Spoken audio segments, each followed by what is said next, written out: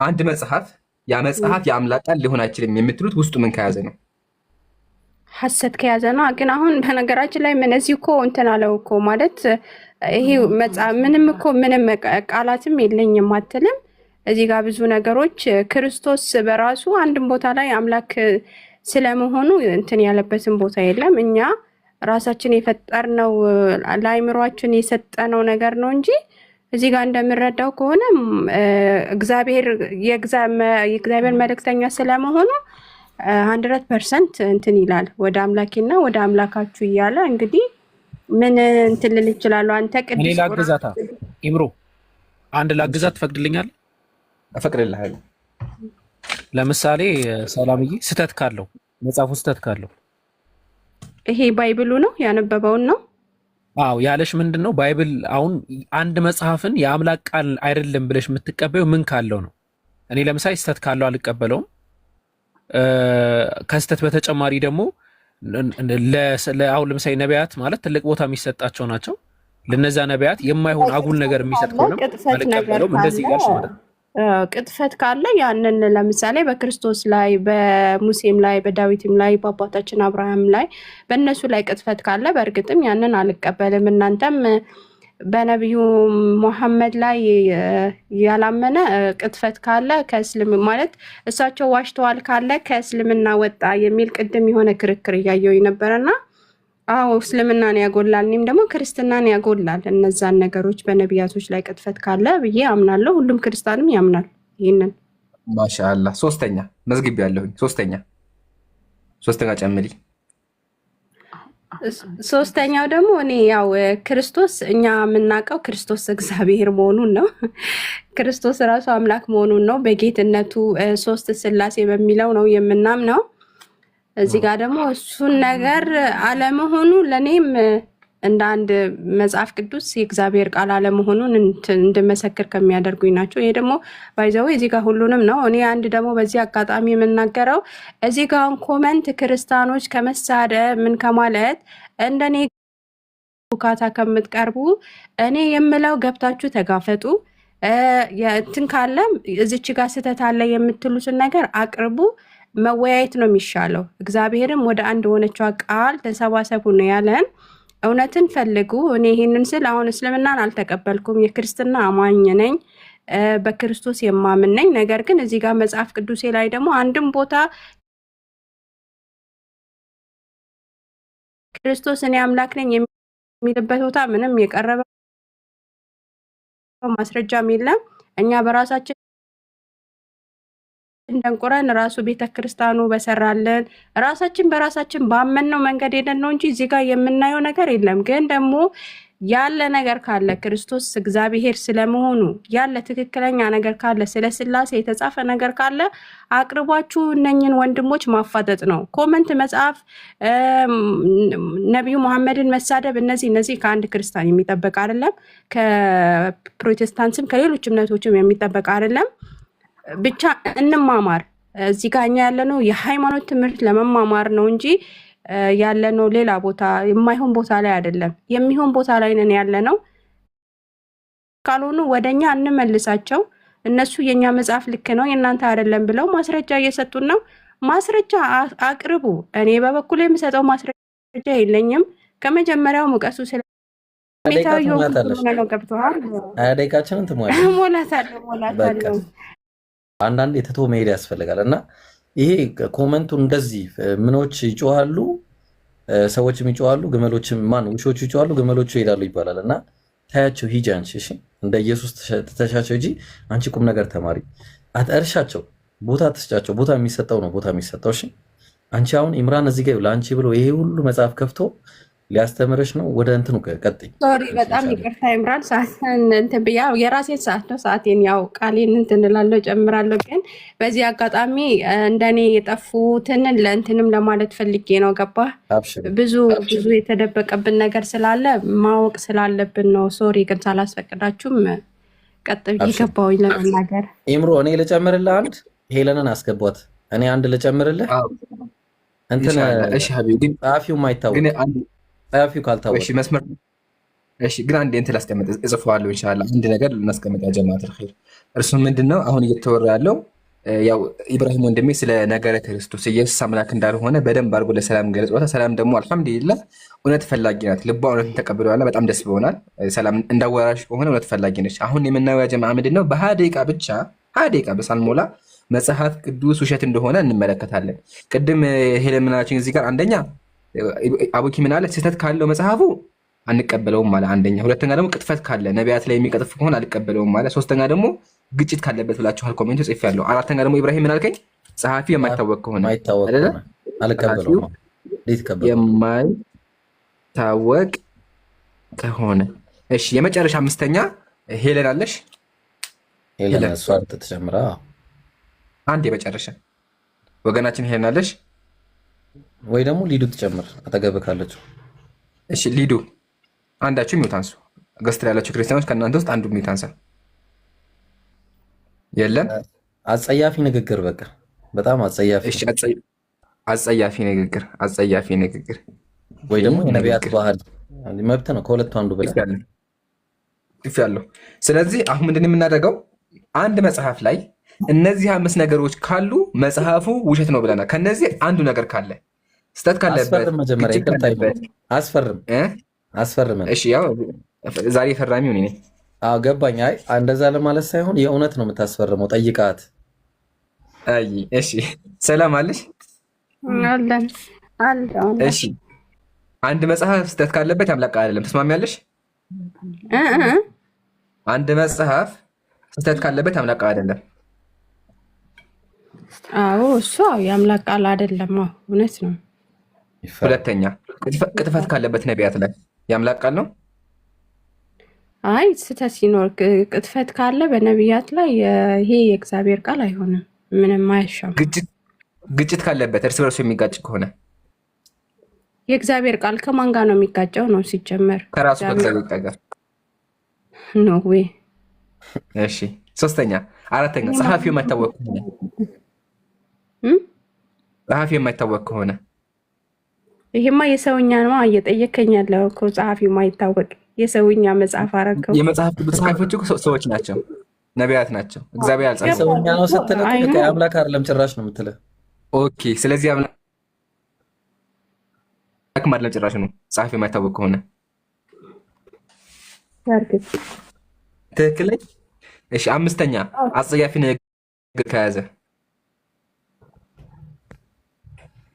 አዎ በእርግጥም ይሄ የእግዚአብሔር ቃል ላይ አጸያፊ ንግግሮች ሊኖሩ አይገባም። መጽሐፍ ቅዱስ ላይ በጣም እያዘንኩ ቢሆንም ሰላምዬ 5ቱም ነገሮች መጽሐፍ ቅዱስ ላይ አሉ። እያዘንኩ ቢሆንም 5ቱም ነገሮች መጽሐፍ ቅዱስ ላይ አሉ። ስለዚህ ትፈርሚያለሽ። ሰላም ያው ጨርሰናል። አሁን ሰላም ከነዚህ አንዱ አይደለም፣ ከነዚህ አንዱ ሳይሆን 5ቱም ያልናቸው መጽሐፍ ቅዱስ ላይ አሉ። እንጀምር። ከምን ልጀምርልሽ? በቅድመ ደረጃ ከምን ልጀምር? ከነዚህ ውስጥ ስህተት ከመጀመሪያው አለች፣ በቅደም ተከተል አለች። ስህተት። እሺ ስህተት ስንጀምር እንትናዬ ሰላምዬ በጣም አንድ የሚያስቅ ነገር ላንሳለሽ። አንድ የሚያስቅ ስህተት ላንሳለሽ። እንስሳ ሲሞት ማለት ነው፣ ወይም አንድ ነገር ሲሞት ዙሪያውን ምንድን ነው የሚከበው? ወይም ስጋ ምንድን ነው የሚከበው ዙሪያውን? አሞራ ወይ ደግሞ እንትኖች ነፍሳቶች ምናምን ሊሆን አይችልም? ዝንቦች አይደለ? እሺ በዛ ዙሪያ በሞተ ሰው አንበሳ ዙሪያ ማለት ነው ንብ ይገኛሉ እንዴ? ንብ ይመጣሉ? ማር ነው እንዴ ሟቹ?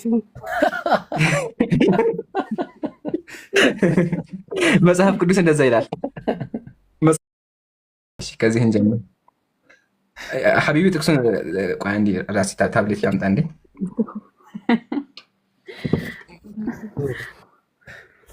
ወላሂ አጂብ ነው። እኔ ራሱ ደንግጫለሁኝ። እሱን እንመልከት። እሺ መጽሐፈ መሳፍንት፣ መጽሐፍ ቅዱስ መጽሐፈ መሳፍንት ሂጂ። መጽሐፈ መሳፍንት ምዕራፍ 14 ቁጥር 8 ነገር መጽሐፈ መሳፍንት ምዕራፍ 14 ቁጥር 8 ይታያችሁ። እንግዲህ የሞተ አህያ ላይ የሞተ አንበሳ ላይ ዙሪያውን የሚከበው ዝንብ ነው። ግን መጽሐፍ ቅዱስ ዝንብ ማለት ተረስቶ ንብ ከበቡ ይላቸዋል። እህቴ ምን አለች? ማር ነው እንዲህ አለች። የሞተው ማር ነው እንዲህ። ጥሩ ብለሻል። እሺ ላንብበው። እሺ አንቺ አንብቢ፣ በቃ አንቺ አንብቢ። አይ ችግር የለውም። አንተን ብታነቡ ከጥቂትም ቀን በኋላ ሊያገባት ተመለሰ። የአንበሳውንም ሬሳ ያየ ዘንድ ከመንገድ ፈቀቅ አለ። እነሆም በአንበሳው ሬሳ ውስጥ ንብ ሰፍሮ ነበር፣ ማርም ነበረበት። አንበሳ ሬሳ ውስጥ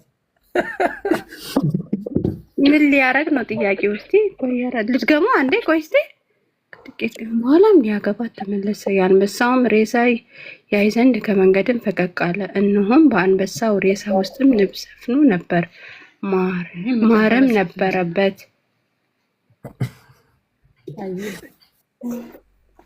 የሞተ አህያ ውስጥ የሞተ አንበሳ ውስጥ አስቢው፣ ንብ መጥቶ ማር ሲሰሩ ማለት ነው። እሺ ምን እንበላችሁ?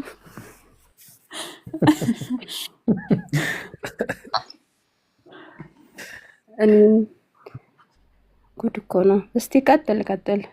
ኧረ ስለዚህ አንደኛው ስህተት አገኘን። መጽሐፍ ቅዱስ ዝንብ ማለት ተሳስቶ ንብ አለ። ዝንብ ቢል እኮ ችግር የለውም፣ ግን ንብ ብሎ ያስተምራል። በጣም ያስቃል። እሺ ሁለተኛ፣ ስለዚህ አንደኛውን ራይት ላድርግ። አንደኛውን ራይት አድርጌያለሁኝ። ስህተት አለበት፣ ያው ራይት አድርጌያለሁ። ሁለተኛ፣ ቅጥፈት ካለ ነቢያት ላይ የሚቀጥፍ ከሆነ ትክክል ነኝ? እሱን አንስማማም። አዎ። እሺ፣ ግን በሚያሳዝን ሁኔታ መጽሐፍ ቅዱስ ያልቀጠፈበት ነብይ የለም። ሁሉም ነቢያት ተዋሽቷል። እስቲ አሁን አንቺ ሰላምዬ ትልቅ ውሸት የምትይው ምንድን ነው? ዝሙት ነው ወይስ ሰው ግድያ ነው ወይስ ደግሞ ሴቶችን መድፈር ነው? የትኛው ነው ለአንቺ ከባዱ የምትይው? ወይስ ሰክሮ ራቁት መሆን ነው? ምንድን ነው ለአንቺ ከባዱ? በእኔ በሰውኛ ነው ወይስ በነቢያቶች ቢቀጠፍ ነው? አይ በቃ ባለን አንቺ አሁን ምሳሌ አንድ ሰው ይሄ ሰውዬማ በጣም ባለጌ ነው የምትይው ምን የሚያደርግ ከሆነ ነው ያ ሰውዬ ባለጌ የሚባል? ሰካራም ከሆነ ደፋሪ ከሆነ ምን ካደረገ? ሁሉም እኮ እንደ እንትናቸው ከባድ ናቸው እኮ። አይ አንድ ምረጭ፣ በቃ አንድ ከበደለው አሁን እንደመስል አንድ ምረጭ፣ አንድ ከበደለ ምረጭ። አንድ ነገር ጨምርልኝ፣ ይቅርታ ይምሮ፣ አንድ ነገር ጨምርልኝ። ምክንያቱም እስከዛሬ ድረስ አይ ዶንት ቲንክ ሰዎች ይህን ነገር የያዙትና እንትን ካካ ተለቅልቆ እኔ አሳያለሁ። እሱን መጀመሪያ ካካ የተለቀለቀና መልአክ ፊት የቆመ ነብይ ቢኖርስ? የለም። ይኸው እንግዲህ ይምሩ እንመጣለን አለ እንሳይሻለን። እሺ ይብሩ ጥቅሱን እስከዛ ወጣልኝ። አሁን ከሱ በፊት ከባድ የምትይው አለ? ሌላ ከባድ የምትይው አንድ ጨምሪና ከዛ እናሳያለን። ከሴት ደፋሪ ነው ያልከኝ? ላስመጥሽ። አንድ ሴት የሚደፍር ከሆነ አንደኛ፣ ሁለተኛ ሰክሮ ራቁትን የሚሆን ከሆነ፣ ሶስተኛ ልጆቹ ጋር የሚተኛ ከሆነ፣ አራተኛ ገዳይ ከሆነ። ከነዚህ ምረጭ፣ የትኛው ነው ከባድ ላንቺ? ከልጆቹ ጋር የሚተኛ ማለት ከልጆቹ ጋር በሌላ መልኩ ነው፣ በዝሙት ምናምን ነው።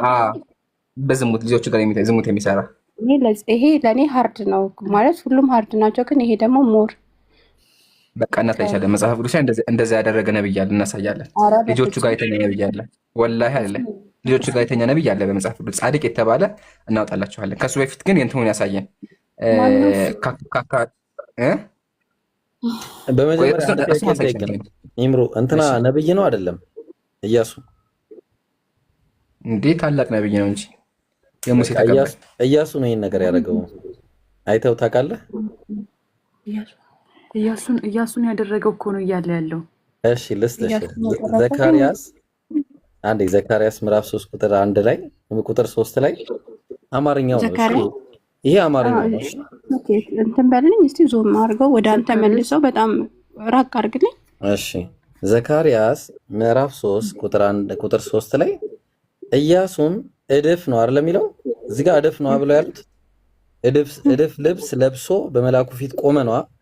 ይሄ አማርኛው ነው። እሺ ጋይስ አማርኛው ነው። እቺ ቃል እድፍ ለሚለው የገባችው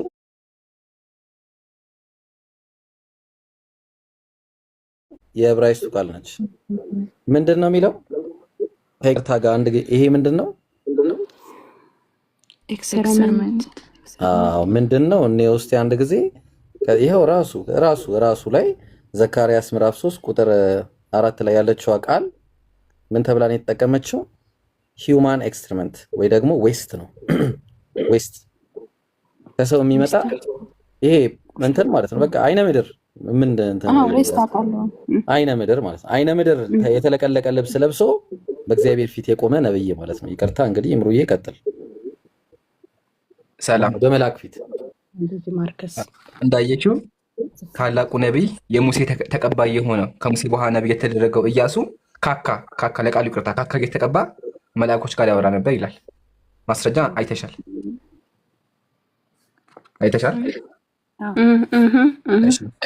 እሺ ኢብሮ ጀዛከላ። ሶስተኛ ደግሞ የማሳይሽ ልጆቹ ጋር የተኛ ነብይ አለ። ልጆቹ ጋር ዝሙት የሰራ አለ። ደስተሽ ማስረጃውን እርግጠኛ ነህ ማለት ያው እናንተ አንብባችኋል፣ ግን እስቲ ንገረኝ የት አለ? እርግጠኛ 100% እርግጠኛ ነኝ። ኦሪት ዘፍጥረት መጽሐፍ ቅዱሷ ከፍቼዋለሁ። ዘፍጥረት ምዕራፍ 19 ከቁጥር 30 ጀምሮ ኦሪት ዘፍጥረት ምዕራፍ 19 ቁጥር 30። አሁን ተመልከቺ። አንድ ነብይ አለ፣ ሎጥ የሚባል አለ። በክርስትና ጻድቅ ይሉታል። ማስረጃ ማቅረብ ይችላል። አሁን ላንብብልሽ ወይም ደግሞ አንቺ አንብቢው። ቁጥር 35 አንብቢው። ከቁጥር 35 ጀምረሽ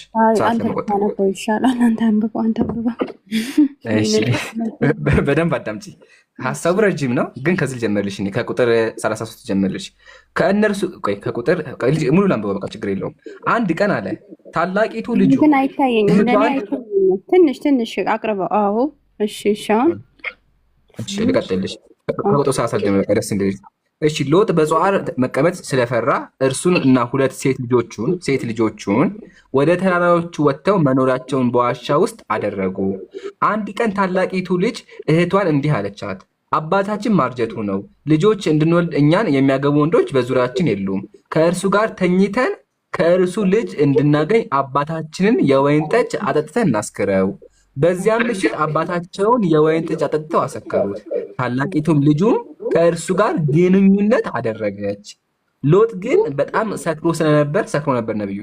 ነብይ ነው እንግዲህ። ስትነሳም ሆነ አላወቃትም።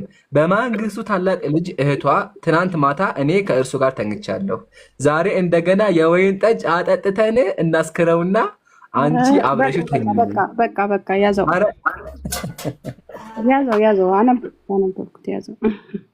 እሺ ሰበር ዜና ከስር ነው ያለው። ልጨርሰው አንዴ ደስ ፍቀጅልኝ። ቢያስጠላኝ ልጨርሰው። ይቅርታ በጣም እሺ፣ ግን ይቅርታ። እሺ ያያችሁ እንዴት እንደሚያስጠላ በጣም የሚያስጠላ የገዛ ነብይ የገዛ ልጁ ጋር የሚተኛ ማለት ልጨርሰው። በዚህ አይነት ሁለታቸውን ከአባታቸው ልጆች ወልደን ዘራችን እንዳንጠፋ እናደርግ አለቻት። ስለዚህ በዚያ ምሽት አባታቸውን እንደገና የወይን ጠጅ አጠጥተው አሰከሩት። ታናሹ ልጁም ከእርሱ ጋር ግንኙነት አደረገች። አሁንም እጅግ ሰክሮ ስለነበር ስትነሳ መሆን አላወቃትም። በዚህ ሁኔታ ሁለቱም የሎጥ ሴት ልጆች ከአባታቸው ጸነሱ። አምላኬ ሆይ እኔ የምልህ ይሄ ከኛ መጽሐፍ ነው እንዴ? ያው መጽሐፍ ቅዱስ ዘፍጥረት ኦሪት ዘፍጥረት የመጀመሪያ መጽሐፍ ቅዱስ ዘፍጥረት። አይ ነው ኦሪት ዘፍጥረት አውቃለሁኝ እኮ ግን ማለት ከኛው ነው ይሄ የሚወጣው። ግራ ገብቶኝ እኮ ነው ማለት ወላሂ ነው ከብዳል ማለት ደግሞ እኮ ይምሩ ይሄ ሰዓት ሰው ጠፋ ነው ያሉት። የአብርሃም ህዝቦች እኮ ነበሩ። የአብርሃም ህዝብ ነበር እኮ በዛ ዘመን ላይ ሰው ጠፋ ቢሉ እንኳን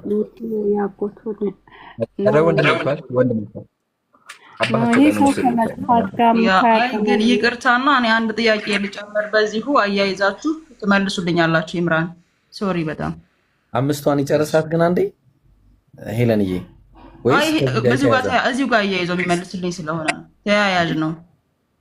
ይህ ሁሉ ከኛ መጽሐፍ ነው የሚለው ለእኔ ጥያቄ ላይሆንብኝ ይችላል። አክቹዋሊ ስላነበብኩት፣ ግን ሎጥ ነብይ ነበር ወይ የሚለውንም በዛው አብረህ ብትመልስልኝ። ምክንያቱም እኔ ነብይ እንደሆነ ለሶዶማውያን የተላከነ ነብይ ነው። ቀላል ነብይ ነው። ሄለን በጣም ነብይ ነው። ምን ላይ ነው እንደዛ የሚለው? እሺ አብራችሁ የአብርሃም ያጎት ልጅ ነው። ሄለን ነብይ ነው፣ በእኛም ነብይ ነው። ያጎቱ ለአብርሃም ያጎቱ ልጅ ነው የሚሆነው ኢብራሂም። ያ የእህቱ ልጅ ነው ምናምን ይሆናል። የአብርሃም ዘመዶች ሁሉ ነብይ እንደሆኑ ነው የሚቀመጠው መጽሐፍ ቅዱስ ላይ። አዎ የአብርሃም ይስሐቅ እንደዛ ሳይሆን በዝምድና ሳይሆን በዝምድና ምናምን ብቻ ሳይሆን መላእክቶችን መጥተው ከሱ ጋር ሲያወሩ ነበር። ማለትም እግዚአብሔር በእነሱ በኩል ሲያወራ ነበር። ለምሳሌ እዛው ዘፍጥረት 19:18 ላይ ጌቶቼ እያለ ሲያወራ ነበረ እዛው ጋር ማለት ነው። እና ከማን ጋር ነው ሲያወራ የነበረው? ሎጥም እንዲህ ብሎ መለሰለት ይላል። ለእግዚአብሔር። ከእግዚአብሔር ጋር ደግሞ ዕብራውያን ምዕራፍ 1 ላይ እግዚአብሔር ምን አለ? እግዚአብሔር ሲናገር ከጥንት ጀምሮ በብዙ አይነትና በብዙ ጎዳና ለአባቶቻችን በነቢያት ተናግሯል። እሺ ቀጥል ይምሩ። ለዛከለ ይህ በደንብ አዳምጪ። ሎጥ ማለት በክርስትና ያው ልጆቹን ቢደፍም ልጆቹ ጋር ዝሙት ቢሰራም መጽሐፍ ቅዱስ ጻድቅ የሚለው ሰው ነው። ነብይ ያልኩበት ደግሞ አቀርብልሻለሁ ኢንሻአላህ። ተመከቺ መጽሐፍ ቅዱስ ራሱ መጽሐፍ ቅዱስ ሁለተኛ ጴጥሮስ ምዕራፍ 2 ያጂ ሁለተኛ ጴጥሮስ ምዕራፍ 2 ቁጥር 7 እንደዚህ ይላል። ጻድቅ ሎጥም አለ። ጻድቅ ሎጥም ሎጥ ምንድነው? ምንድነው ሎጥ? ጻድቅ ምዕራፍ 2 ቁጥር 7 ስለዚህ ጻድቅ ተብሎ አንደኛ። ሁለተኛ ደግሞ መልአክ ያናገረው ነበረ። ነብይ ማለት ትንቢት ተናጋሪ ነብአ የሚል ትርጓሜ፣ ነብይ ትንቢት የሚያስተምር ሰዎችን የሚያስተምር የሚል ትርጓሜ ነው ያለው። ሎጥ ደግሞ በክርስትና አስተምሮ ህዝቦቹን የመራ እግዚአብሔር ያናገረውና ከዛም በኋላ ደግሞ እግዚአብሔር ከጥፋት ያተረፈው ሰው ነው። ስለዚህ ነብይ ሊባል ይችላል 100%። ሲቀጥል ነብይ እንኳን ብላችሁ ባትቀበሉትም አልቀበልም ጭራሽ ነው በቃ ክጄዋለሁ እንኳን ብትይ ያው መጽሐፍ ቅዱሶች ቃል በቃል ጻድቅ ይለዋል። ጻድቅ ሎጥ ግን ጻድቅ ምን አድርጓል? ከሁለቱ ልጆቹ ጋር ዝሙት ሰርቷል፣ ተኝቷል፣ አስረግዟቸዋል። በጣም ይቅርታ ለቃሉ። እንቀጥል። ያ ቀጥሉ። አይ ከእሷ ጋር ቀጥሉ፣ ከኔ ጋር በቀጣይ ክፍል እንቀጥላለን። ይምራል የሚዋጥ አይነት እኔ መልስልሻለሁ። በአጭሩ ነው መልስልሽ። አንድ ደቂቃም አይሞላም፣ 30 ሰከንድም አይሞላም። ምን አለ መሰለሽ የእግዚአብሔር ቃል የመጣላቸው ነብይነትን የምታረጋግጥበት ላረጋግጥልሽ እኮ ነው። የእግዚአብሔር ቃል የመጣላቸውን አምላክ ካላቸው ይላል አይደለ? ኢየሱስ ሲናገር የእግዚአብሔር ቃል የመጣላቸው። ሎጥ የእግዚአብሔር ቃል መጥቶለታል ወይስ አልመጣለትም? በመላእክቶቹ አማካኝነት እግዚአብሔር ሲያናገረው አልነበረም? አልመጣለትም። እራሱ እግዚአብሔር እኮ ነው። አይ ቲንክ እንደው መጽሐፍ ቅዱስ ስለ ስላሴ ከሚያስተምርባቸው አስተምህሮቶች እራሱ ስላሴ አይደለም መላእክት ናቸው። በቃ እንደዛ እኮ ነው። ረጅም ነው። በቃ ያንቺ ረጅም ነው። ያ እኮ የኔ ረጅም ነው። አብርሃሙን የሚያነጋግርበት ከዛ በኋላ አብርሃም እግዚአብሔር ነው የሚማጸንበት እናወራለን ምናምን አይነት ብዙ ክፍል ስላለው እናወራበታለን። እሺ ቀጥል። ሰላም ይቅር። እሺ ያ ጀማ ሶስተኛው ደርሰናል። ያው እስካሁን ቅድም መስፈርት ወጥቶ ነበረ። እነዚህ 5 ነገሮች መጽሐፍ ቅዱስ ላይ ካሉ አልቀበልም መጽሐፍ ቅዱስ ወይም ስህተት ነው ተብሎ ነበር። እስካሁን ሶስቱን አሳይተናል። ሶሪ ሁለት አሳይ። ሶስተኛ ደግሞ እንጀምር። ሶስተኛ ምንድነው? ግጭት። ሰላም መጽሐፍ ቅዱስ እርስ በርሱ እንደሚጋጭ ታውቂያለሽ? ኢምሩ ላላ ብለህ ይቅርታ፣ ግን በጣም ይቅርታ። እኔ ላወራ አይደለም አንተ እንድታሳየን። የሎጥ ቢካድ እንኳን ማለት ነው ዳዊት ሴት አስረግዞ አላስወለደም? ሰው ደፍሮ የሰው ሚስት ደፍሮ አላስረገዘም? አላስወለደም? አንተ ተው፣ ይሄ ከባድ እኮ ነው እንዴ! እና ታዲያ አንዲት ሴት ስትታጠብ አየህ? ይታያችሁ። ሰውየው 8 ሚስት አለው። የመጽሐፍ ቅዱስ ጸሐፊው 8 ሚስት አለው። 8 ሚስት እያለው ተጨማሪ 9ኛ አየ። እሷ ማናት? እቺ ሴት ናት። ቤርሳቤ ትባላለች። አያት፣ ስትታጠብ አያት። ሴቲቱ መልከ መልካም ነበረች። ዳዊትም ልኮ ስለ ሴቲቱ ጠየቀ። አንድም ሰው ይቺ የኤልያብ ልጅ የኬጢያዊ የኦሪዮ ሚስት ቤርሳቤህ አይደለችም አለ። ባል አላት። ታያችሁ አይደለ? የኦሪዮ ሚስት ናት። ከዛ ዳዊትም መልእክተኛ ልኮ አስመጣት። ወደ እርሱም ገባች። ከርኩሰቷም ነጽታ ስለነበር ከእርሷ ጋር ወደ ቤቷም ተመለሰች። ሴቲቱ ምን ሆነች? አረገዘች። ከዛ ወደ ዳዊትም አርግዣለሁ ብላ ላከችለት ይላል። ይታያችሁ እና በቃ ይሄ መጽሐፍ ቅዱስ የተጻፈው ነው። የኢየሱስ ቅድም አያቱ እግዚአብሔር እንደ ልበ አምላክ የተባለ መጽሐፍ ቅዱስን የጻፈ ነብያቸው ምን አደረገ? ሴት ባል ያላትን የተከበረ ሴት ጠርቶ ደፈራት። ከዛ ደግሞ የሚያሳዝነው ፓርት መሰላችሁ? ስታረግዝበት ምን እንዳደረግ ጥሩ ነው ኢብራሂም? ስታረግዝበት ምን አደረገ? አሁን ሰው ባሏ ጦርነት ልኮታል፣ እየተዋጋ ባሏ ጦርነት ልኳል። ስለዚህ ምን አደረገ? ባሏን አስጠራና ገባህ አይደለ? ቤትና በቃ ጦርነት ትተን አለው። ገባ እሷ ጋር እንዲተኛ ማለት ነው። ሲገባ ይተኛ ብሎ አስቡ። ከዛ ሲያስመጣው ሰውየው ደግሞ ምን አለ መሰለክ ጓደኞቹ እየተዋጉ እኔ ሚስቴ ጋር አልገባም ቤት ብሎ ውጭ ማደር ጀመረ። ቤት አይገባም ነበር ጭራሽ ነው እሷ ጋር ላለመተኛት አይገባም ነበር። ከዛ ዳዊት ምን ያደርግ ጨነቀው። ስለዚህ ምን ያደረገ ጦርነት ሲላክ አስገደለው። ከዛ በኋላ ሰዎች አያውቁም እንግዲህ ገባቸው አይደለም። እና ይሄ ያደረገው ኢምሮ እግዚአብሔር ምን ፈረደ ግን? ይቅርታ ምን ፈረደ እግዚአብሔር? ማን ያጠፋ? ሰላማዊት ቆይ አንዴ ኢብራሂም አንዴ ሰላማዊት። አሁን እዚህ ጋር ትክክለኛ ፍርድ መሆን ያለበት ምንድን ነው ለአንቺ ሰላማዊት? ወይ አሁን አንቺ አሁን ንጉስ ብትሆኝና ዳኛ ብትሆኝ ምንድን ነው የምትፈርጂው? ዳኛ ብትሆኝ ምንድን ነው የምትፈርጂው? ምን ታደርጊያለሽ? ይሄን ሰውዬ በምን ትቀጪዋለሽ? ይሄን ሰውዬ ዳዊትን ነው እኔ የሞት ፍርድ ነው እኔ መቃጣ እንትን የምልበት ያለ ምንም እንትን። ግን መጀመሪያ ነገር ነብያቶችን እንደዚህ አይነት ነገር ሊያደርጉ አይችሉም የሚለውን ደግሞ ያዘው። እሺ ግን ሰላማዊት እያዘንኩ ቢሆንም እግዚአብሔር ቀጣውን ታውቂያለሽ? ምን ቀጣው? እግዚአብሔር ምን ቀጣ? አንተ እኔ እንዳትደነግጪ በደንብ አዳምጪ። አሁን አንቺ የምታደርጊው ምንድን ታስገድይዋለሽ ዳዊትን። ለምን ሰው ገድሏል፣ አስረግዟል፣ ደፍሯል፣ ትገየዋለሽ። ግን እግዚአብሔር ያደረገውን ተመልከች። እግዚአብሔር ምን አደረገ? አንተ አለ እኔ 8 ሚስት ሰጠሁህ አለው እግዚአብሔር። 8 ሚስት ሰጥቼ ግን ይሄ አልበቃህም፣ 9ኛ ሴት ደፍረሃል አለው። ስለዚህ ሚስቶችህን እቀማሃለሁኝ። እሺ ስለዚህ ኢምራን በጣም ይቅርታ፣ ምን ላይ ነው እንደዚህ የሚል ቃል ያለው? አሳያለሁ፣ ወላሂ አሳያለሁ፣ ማስረጃ አቀርባለሁ። ያው አሳያለሁ፣ አውጥቼዋለሁ፣ አሳያለሁ። ግን ቆይ አንዴ ይሸፍነው ሀሳቡን ነገር። እሺ ስለዚህ አሁን እግዚአብሔር አፋታቸው። አንደኛ ችግር የለውም፣ በቃ ችግር የለውም፣ ተፋቱ። ሲፋቱ ምን አጡ? የሚያስተዳድራቸው የለም፣ በቃ ከቤታቸው ተባረሩ። ችግር የለውም በቃ። ቀጥሎ ምን አለ? ለዘመዶችህ እሰጣቸዋለሁኝ አለ። ሰጥቶስ ከዛ ቀጥሎ በአደባባይ ፊት ከሚስቶች ጋር ይተኛሉ። አንተ ይሄን በጨለማ አድርገዋል፣ ስለዚህ እኔ በአደባባይ አስደፈራቸዋለሁ አለ እግዚአብሔር። ስለዚህ እግዚአብሔር 8ቱን ሚስቶች አደባባይ ላይ አወጣና የሀገራቸው አደባባይ አወጣና አሰልፎ እንደዚህ ሰው እያየ በህዝብ ፊት አስደፈራቸው። ቆይ አንዴ ይቅርታ፣ ልጁንስ ምን አደረገው? የተወለደው ልጅ ገደለው፣ አስገደለው። አሁን ታሳየን፣ መረጃ ታሳየን ኢምራን እባክህ። ሰላም ማስረጃ ላቅርብ። ገዳዩ ማን ነው? እግዚአብሔር ነው። እግዚአብሔር ቀጸፈው። እግዚአብሔር ይሄን ያደርጋል አይደርግም? ማስረጃ ላቅርብ። አሁን ቅድም ማስረጃ ብላችኋል። ያው ቃል በቃል አሳያችሁ። መጽሐፈ ሳሙኤል ካለ ምዕራፍ 12 እግዚአብሔር ሊቀጣው ተመልከቱ። መጽሐፈ ሳሙኤል ካለ ምዕራፍ 12 ተናጋሪው እግዚአብሔር እንዲህ ይላል። ምን አለ እግዚአብሔር? የጌታህን ቤት ሰጠሁህ፣ የጌታህንም ሚስቶች በብብትህ ጣልኩልህ። ሚስቶች አጋባሁ፣ 8 ናቸው ሚስቶቹ። የእስራኤልንና የይሁዳን ቤት ሰጠሁህ። ይህም አንሶ ቢሆን ኖሮ ከዚህ የበለጠ እጨምርልህ ነበረ፣ ሌሎች ሚስቶች አጋባህ ነበረ። አሁንስ ክፉ ስትሰራ ዘንድ የእግዚአብሔርን ነገር ለምን ታቃላለህ? እሺ ኬጢያዊን ኦርዮ በሰይፍ መትሃል፣ ሚስቱንም ለአንተ ሚስት ትሆን ዘንድ ወስደሃል፣ እርሱንም በአሞን ልጆች ሰይፍ ገለሃል። ስለዚህ አቃለኸኛልና የኬጢያውያን የኦርዮ ሚስት ለአንተ ሚስት ትሆን ዘንድ ወስደሃልና ለዘላለም ከቤት ሰይፍ አይቀርም። እግዚአብሔር እንዲህ ይላል፣ ሃሌሉያ፣ እነሆ ከቤትህ ክፉ ነገር አስነሳብሃለሁ፣ ሚስቶችህንም በዓይን ፊት እወስዳለሁ። አንደኛ ቅድም ያልኳቸው ሚስቶችህን በዓይን ፊት እወስዳለሁ። እሺ ለዘመድህን እሰጣችኋለሁ። ሁለተኛ በዚችም ፀሐይ ዓይን ፊት ከሚስቶች ጋር ይተኛሉ። ምን ያህል አንተ ይሄን ከሚስቶች ጋር ይተኛሉ በፀሐይ ፊት። ዳዊት እንዴት ነበር ያደረገው? ዳዊት በጨለማ በማታ ነው ያደረገው።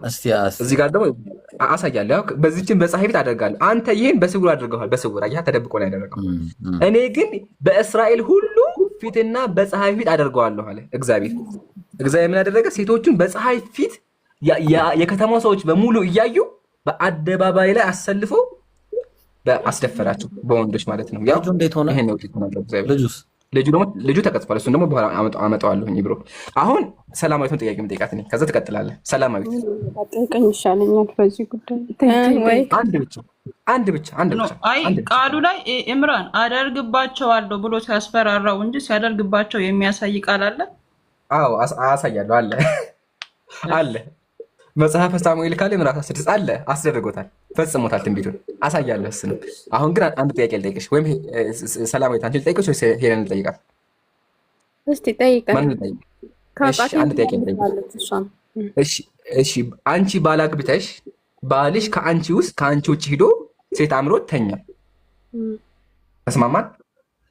አያርግብሽና ከዛ እግዚአብሔር ባልሽ ዝሙት ስለሰራ ብሎ አንቺ አልጋን አላነጠፍሽ፣ አላየሽ፣ አልሰማሽ ምንም በማታውቂው ነገር አንቺ ወስዶ ኢትዮጵያ አዲስ አበባ 4 ኪሎ አደባባይ ላይ ሰው እያየሽ ቢያስደፍርሽ ምን ይሰማሻል? ለአእምሮሽም ምን ይሰማሻል? ይሄ ትክክለኛ አምላክ ነው? ባልሽ ዝሙት ሰራ፣ አንቺ ምንም አታውቂም፣ አልጋም አላነጠፍሽም፣ ምንም አላየሻቸውም። ይሄን ያደረገው ራሱ ባልሽ ነው።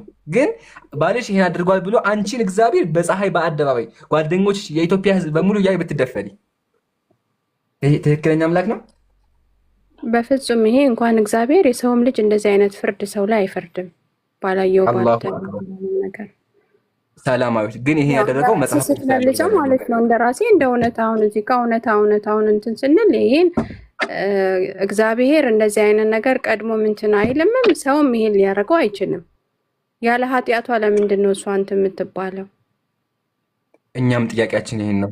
ግን ሰላማዊት መጽሐፍ ቅዱስ ላይ ቃል በቃል እንዳሳዩ እግዚአብሔር ያደረገው እግዚአብሔር ያውም 8 ሴቶች ያን ነገር መፈጸም ማለት አሁን እንዳለች እስቲ ሙሉ አለ እንትን ብሎታል። አዎ ላሳይሽ እንደተፈጸመ። ተፈጻሚ ተደርጓል። አዎ ላሳይሽ የተፈጸመበትን። ስለዚህ መጀመሪያ ጀማሪ ጋሪው ዳዊት ዝሙት ሰራ፣ እግዚአብሔር ሊቀጣው ነው። ሚስቶችን ወሰደበት። ሚስቶችህን በዓይን ፊት ወስዳለሁኝ፣ ለዘመድህም እሰጣቸዋለሁኝ፣ በዚህችም ፀሐይ ዓይን ፊት ከሚስቶች ጋር ይተኛሉ። አንተ ይህን በስውር አድርገኸዋል፣ እኔ ግን ይህን በእስራኤል ሁሉ ቤት አደርገዋለሁ። ዝሙቱን የማስደፍራቸው በህዝብ ፊት ነው አለ። እዚህ ጋር ለአእምሯቸው ጥያቄ መተው ምንድን ነው? ህዝቡ ይህን እያየ ምን ይማራል ነው። ኢብራሂም ምሳሌ ከተማ እያለፍክ ማለት ነው ሴት ተከበው ሲደፈሩ ብታይ ምን ትማራለህ? ሴት መድፈር ነው ምንድን የምትማረው? እግዚአብሔር ግን እነሱ ዳዊትን ለመቅጣት ብሎ የዳዊትን ሚስቶች ወስዶ ህዝቡ እየተመለከት አስደፍሯቸዋል። ጨርሻ የተፈጸመበትን ላሳያቸው።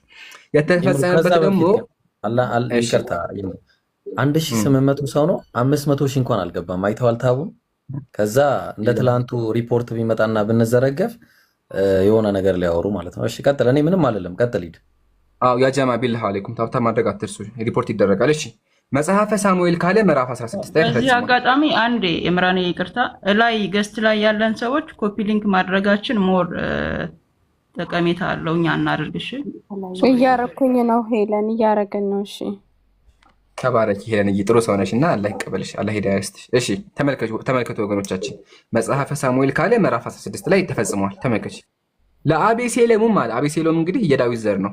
እሺ በሰገነት ድንኳን ተከሉለት አለ። ልጁ ነው። በሰገነት ድንኳን ተከሉለት። አቤሴሎምም በእስራኤል ሁሉ ፊት ወደ አባቱ ዕቁባቶች ገባ። ያው ተፈጸመ። ስለዚህ ልጁ የገዛ ልጁን ያደረገ የአባቱ ሚስቶች ደፈራቸው። ያው ገባ እነሱ ጋር፣ ህዝቡ እየተመለከተው ተኛ እነሱ ጋር ድንኳን አስተክሎ። ግን ይሄ ድንኳን አስተክሎ አያቸው አይደል? ድንኳን ተተክሎ ግን ያው በእስራኤል ሁሉ ፊት ህዝቡ እየተመለከተው ደፈራቸው። ማን? የአባቱን ዕቁባቶች። ይሄ ያደረገው ማን ነው? እግዚአብሔር። አደርገዋለሁ አለ። አድራጊው ማን ነው? እግዚአብሔር። እንዲህ አለ። እግዚአብሔር ምን አደረገ? በገዛ ልጁ ሚስቶቹን አስደፈረበት። ያው ኢምራን፣ እኔ ጥያቄ አለኝ። እኔ ለአንተ ነው የምጠይቀህ። እኔ ቆይ ሴቷ ተደፍራለች፣ ተበድላለች። መጀመሪያ በደል አለባት። ትልቅ በደል ነው መቼስ። ዳዊት ሲደፍር እኮ ሴቷ ተበድላለች። ያ እና ድጋሚ እንደገና ቺት ያደረገባትን በሌላ ሰው ቺት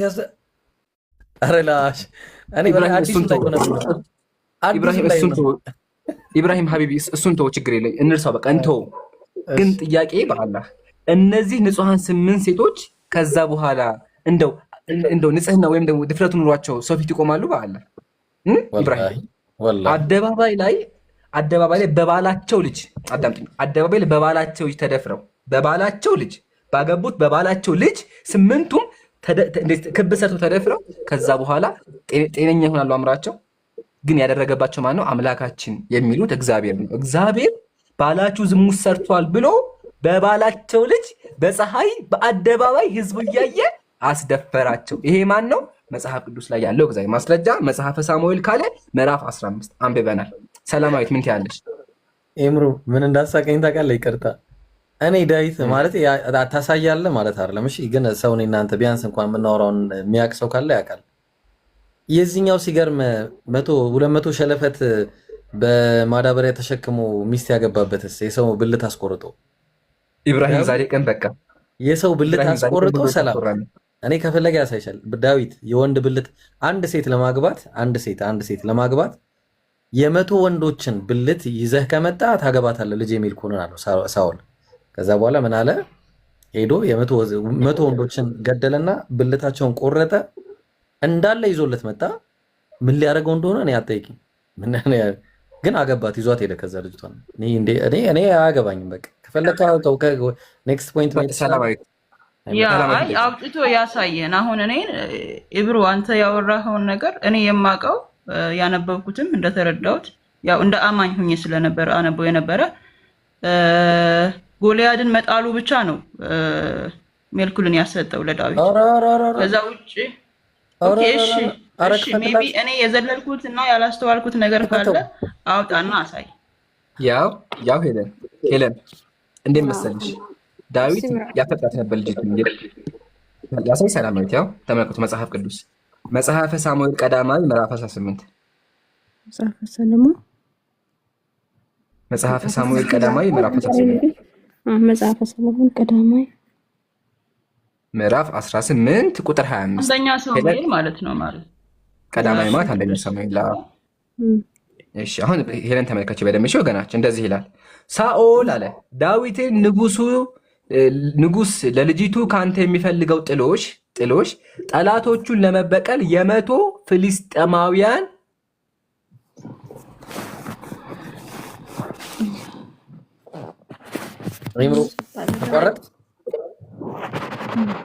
ኢምራን ቃሉን ሌላ አይደለም ብላችሁ ንገሩት አላቸው። እሺ ሳኦል ይሄን ጋቢት ጠራኝ ብሎ ወጥተህ ነበር። ኦኬ አሁን አለ አሁን ኮፒ ሊንክ ስለማይደረግ እኮ ነው። ገና 1 ሚሊዮንም አልገባም። ቀጥል። እሺ ካለሁኝ አጀማ እኛ እያደረግን ነው። እሺ አያችሁ። እሺ ተመልከቱ። ሳኦል አለ ዳዊት ንጉሱ ለልጁ ሰማናል። ቀጥል። እሺ ቀጥል። ይቅርታ ቀጥል። ኦኬ እሺ ያጀማ ይሰማችኋል ብዬ አስባለሁኝ። እንደዚህ ይላል ሳኦል ዳዊት ንጉሱ ለልጅ ካንተ የሚፈልገው ጥሎሽ ጠላቶቹን ለመበቀል 100 የፊልስጤማውያንን ሸለፈት እንጂ ሌላ አይደለም ብላችሁ ንገሩት አላቸው። ልጄን ማግባት ከፈለክ 100 የወንድ ብልት አምጣ አለው። ሳኦል ይህን ያቀደው ዳዊት በፊልስጤማውያን እጅ እንዲወድቅ ነበረ። ባለሟሎቹ ይህን ለዳዊት በነገሩ ጊዜ የንጉስ አማች መሆኑ ደስ አሰኘም። ኧረ ሴት ላገባ ነው በቃ የንጉስ ልጅ ላገባ ብሎ ደስ አለው። ስለዚህ የተወሰነውን ጊዜ ከማሳለፍ በፊት ዳዊትና አብረውት የነበሩትን ሰዎች ሄደው አለ ዳዊትና አብረውት የነበሩት ሰዎች ሄደው 200 ፍልስጤማውያንን ገደሉ። እሺ ገደሏቸው። ለንጉሱ አማች ይሆን ዘንድ ሸለፈታቸውን አምጥቶ በቁጥራቸው ልክ ለንጉስ እየቆጠረ 1 2 3 4 እያለ የ200 ሴቶችን ሸለፈት ወንዶችን ሰው ቆርጦ አመጣ። ከዚያም ሳኦል ልጁ ሚልኮን ለዳዊት ዳረለታል፣ ተጋባ። አያችኋል። ስለዚህ አንድ ሚስት ለማግባት ብሎ የመጽሐፍ ቅዱስ ጸሐፊ ልበ አምላክ የተባለው የኢየሱስ ቅድመ አያት የሆነው ዳዊት ለአንድ ሴት ብሎ 200 ሸለፈት ቆረጠ። ማስረጃ አቅርቤያለሁ። ሰላማዊት አለሽ? አለው ንገርሽ። ንጉሱ 100 ነበር አምጣ ያለው፣ 100 ብልት አምጣ ነበር ያለው። እሱ 200 አመጣ። ለምንድን ነው ያመጣው ታውቂያለሽ? ይበልጥ ለመሞገስ ነው አይደለም? ምን ልበልጥ? ለልጅቱ ያለውን ፍቅር ለመግለጽ፣ ፍቅሩን ለመግለጽ። አሁን እንደምናውቀው ኢትዮጵያ ላይ አንድ ሰው ለሚስቱ ፍቅሩን ሲገልጽ በአበባ በመሳብ በቃ በማዝናናት ፍቅሩን የሚገልጸው አይደለ? ግን የመጽሐፍ ቅዱስ ጸሐፊ ፍቅሩን ለመግለጽ የወንድ ብልት ነበር የሚቆርጠው። ማስረጃ የኮሜንታሪ ክሪቲካ ያው የመጽሐፍ ቅዱስ ማብራሪያ ነው። አንድ ሮበርት ነው ጸሐፊው። እንደዚህ ይላል the number was doubled አለ። ቁጥሩን እጥፍ አድርጎ ያመጣው አለ partly to show his respect and attachment to the princess አለ። ለሴቲቱ ለልዕልቲቱ ያለውን ፍቅር ለመግለጽ ነው ይላል። ያው ስለዚህ ፍቅሩን ለመግለጽ ነው ያደረገ 200 አድርጎ አመጣ ማለት ነው የወንዶችን ብልት። ስለዚህ ለአንድ ሚስት አስቡ ራሱን ለማርካት ብሎ የ200 ወንዶችን ብልት ቁርጥ አደረገባቸው። ይሄ የመጽሐፍ ቅዱስ ነብይ ነው። እንደዚህ አይነት ነብይ የጻፈው መጽሐፍ እንቀባል ማለት እንደዚህ አይነት ነብይ አለ? ጥያቄውን ላንቺ ትችዋለሁ። ሰላማዊት ምን ትያለሽ?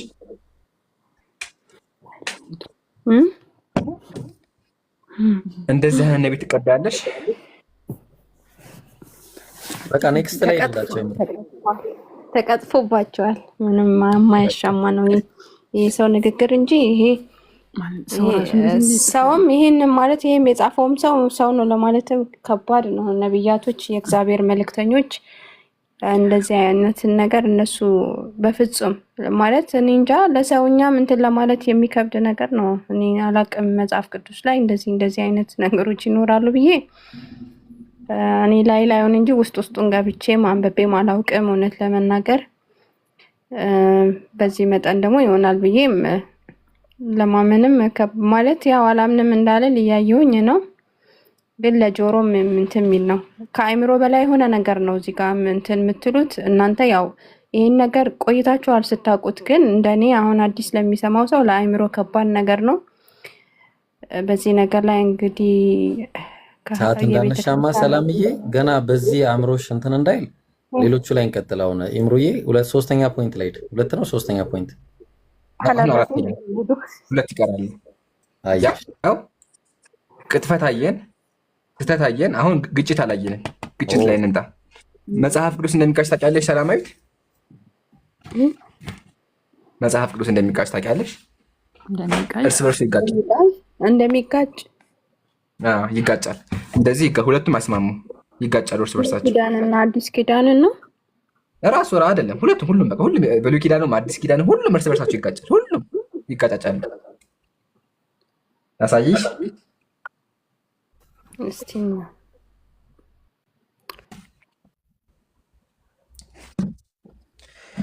እሺ ያው ይሄ መጽሐፍ ቅዱስ ነው። ተመልከቺ። አሁን የምከፍልሽ እንዲቀልሽ ማለት ነው። ትንቢተ ኢሳይያስ እንክፈት። ትንቢተ ኢሳይያስ ምዕራፍ 20 ክፈች። ይታያል? አዎ ይታየኛል። ከዚህም በኋላ ንጉሱ ያዚያን ነው የሚለው በሞተበት ዓመተ ልክ ነኝ? ትንሽ ርቀኸኝ። ኦዚያን ኦኬ። በሞተበት ዓመት እግዚአብሔርን በረዥምና ከፍ ባለ ዙፋን ላይ ተቀምጦ አየሁት። ምስጋናውን ቤቱን ሞልቶ ነበር። ሱራፌልን በዙሪያው ቆመው በቃ ቤቱን የሞላው ምንድን ነው? እስቲ ቤቱን የሞላው ምንድን ነው? ድጋሚ ላሳይሽ። ዝም ብዬ ነው የሸመደድኩት። ምስጋናው እግዚአብሔር በረዥም ከፍ አድርጎ ምስጋናው ቤቱን ሞልቶ ነበር። አሁን ምስጋናው ስለዚህ ልጻፍ ያጀማ ልጻፍ። ቤቱን የሞላው ምንድን ነው? ምስጋናው ግን ይገርምሻል፣ ቤቱን የሞላው ቀሚሱ ነው፣ ልብሱ ነው፣ ቀሚሱ ነው እንጂ ምስጋናው አይደለም። ታሳይሽ ቀሚሱ እንደሆነ እዛው መጽሐፉ ላይ ትንቢተ ኢሳይያስ ያው ምዕራፍ 6 እዛው መጽሐፍ ላይ እስቲ አንብቢው። ንጉስ ኦዚያንም በሞተበት ዓመት እግዚአብሔር ከፍ ባለና በከበረ ዙፋን ላይ ተቀምጦ አየሁት። የልብሱም ዘርፍ ቤተ መቅደሱን ሞልቶት ነበር። እዚህ ጋር ደግሞ ልብሱን ነው። ስለዚህ ቤተ መቅደሱን የሞላው ቀሚሱ ነው ልብሱ ነው ወይስ ደግሞ ምስጋናው? ተጋጨ።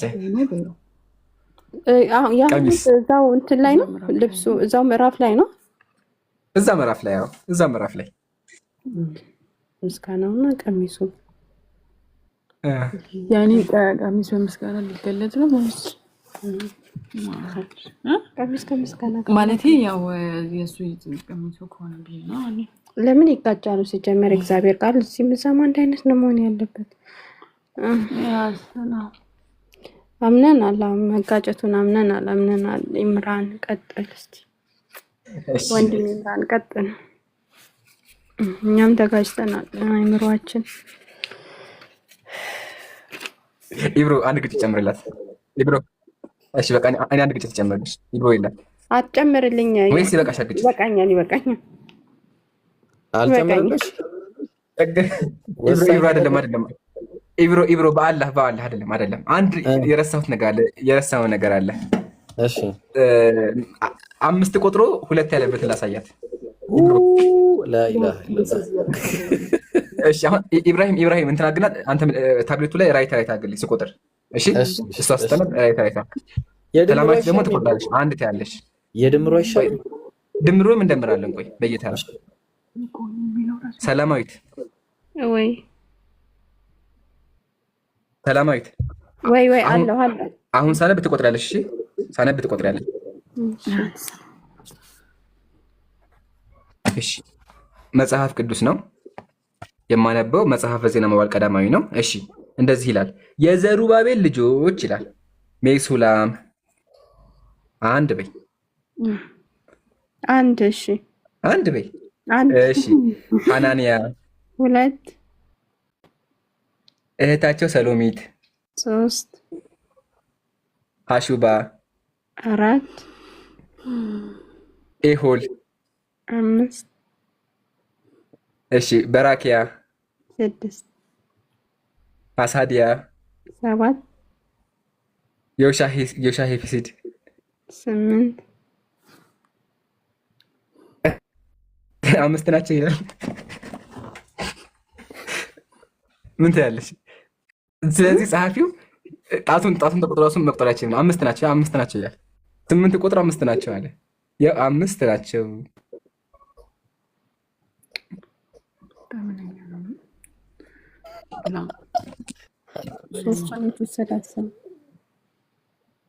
አንድ ሁለት ሶስት አራት አምስት ስድስት ሰባት ሂሳብ ይቅር ችግር የለውም። ፊዚክስ ምናምን እንርሳው። ኢብራሂም ጣቱን መጠቀም አይችልም። ጣቱን መጠቀም 1 2 3 4 5 6 7 ብሎ መቁጠር አይችልም። ጣቱ እንኳን 30 ብት ጣት አልቆበት ነው ይባላል። 30 እንኳን ያኛውን ታደርግልናለህ።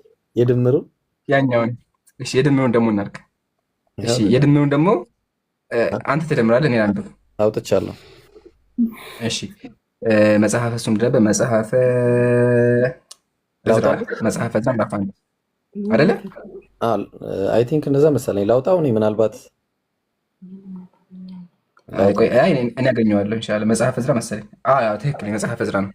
እሺ አሁን ልንቆጥር ነው። እሺ ሰላማዊት ኢብራሂም እንዳያጭበረብር ተመልከችኝ፣ በደንብ ተመልከች። እንደዚህ ይላል መጽሐፈ ዕዝራ ምዕራፍ 1። እሺ የፋሪስ ንጉሥ ቂሮስ በመዝገቡ ላይ በነበረው በቲት እጅ አወጣቸው፣ ለይሁዳም መስፍን ለሰለባ ሰጣቸው። ቁጥራቸውም ይህ ነው 30 የወርቅ 30 የወርቅ 1000 የብር ሳህኖች 1000ም የብር ሳህኖች ሲደመር 1000 29000 ቢላዎች 29 ቢላዎች 30 የወርቅ ደካዎች 30 410 ሌላ አይነት የብር ደካዎች 410 1000 ሌላ ዕቃ ነበሩ። እዚህ ኳልስቱ 1599። እሺ የወርቁና የብሩ ዕቃዎች ሁሉ 5400 ነበሩ ይላል። ይምሩ ተሳስተ ነው አንተ አስተካክል እንዴ። በምንድን ነው የደመርከው አንተ? እስቲ ቆይ ድገምልን ቁጥሩን እኔ ልምታው። ቆይ እስቲ አንተ ጋርም ስህተት ይኖራል። እስቲ ልምታው ስጠን። አንቺ መቼ ችግር የለም ለእኛም እስቲ ቆይ ልምታው። ንገረን አሁን ደግመህ አንብበው። እያየሁ ከእኔ ቁጥሮቹን አሳየኝ ለእኔ። ቁጥራቸው ይህ ነው 30 የወርቅ 30 የወርቅ 1000 የብር ሳህኖች 1000 29 ቢላዎች 30 የወርቅ ደካዎች 30 410 ሌላ አይነት የብር ዕቃዎች 410። እሺ 1000 ሌላ ዕቃ ነበሩ ሲደመር 1000 መጨረሻ ላይ እዚህ ካልስቱ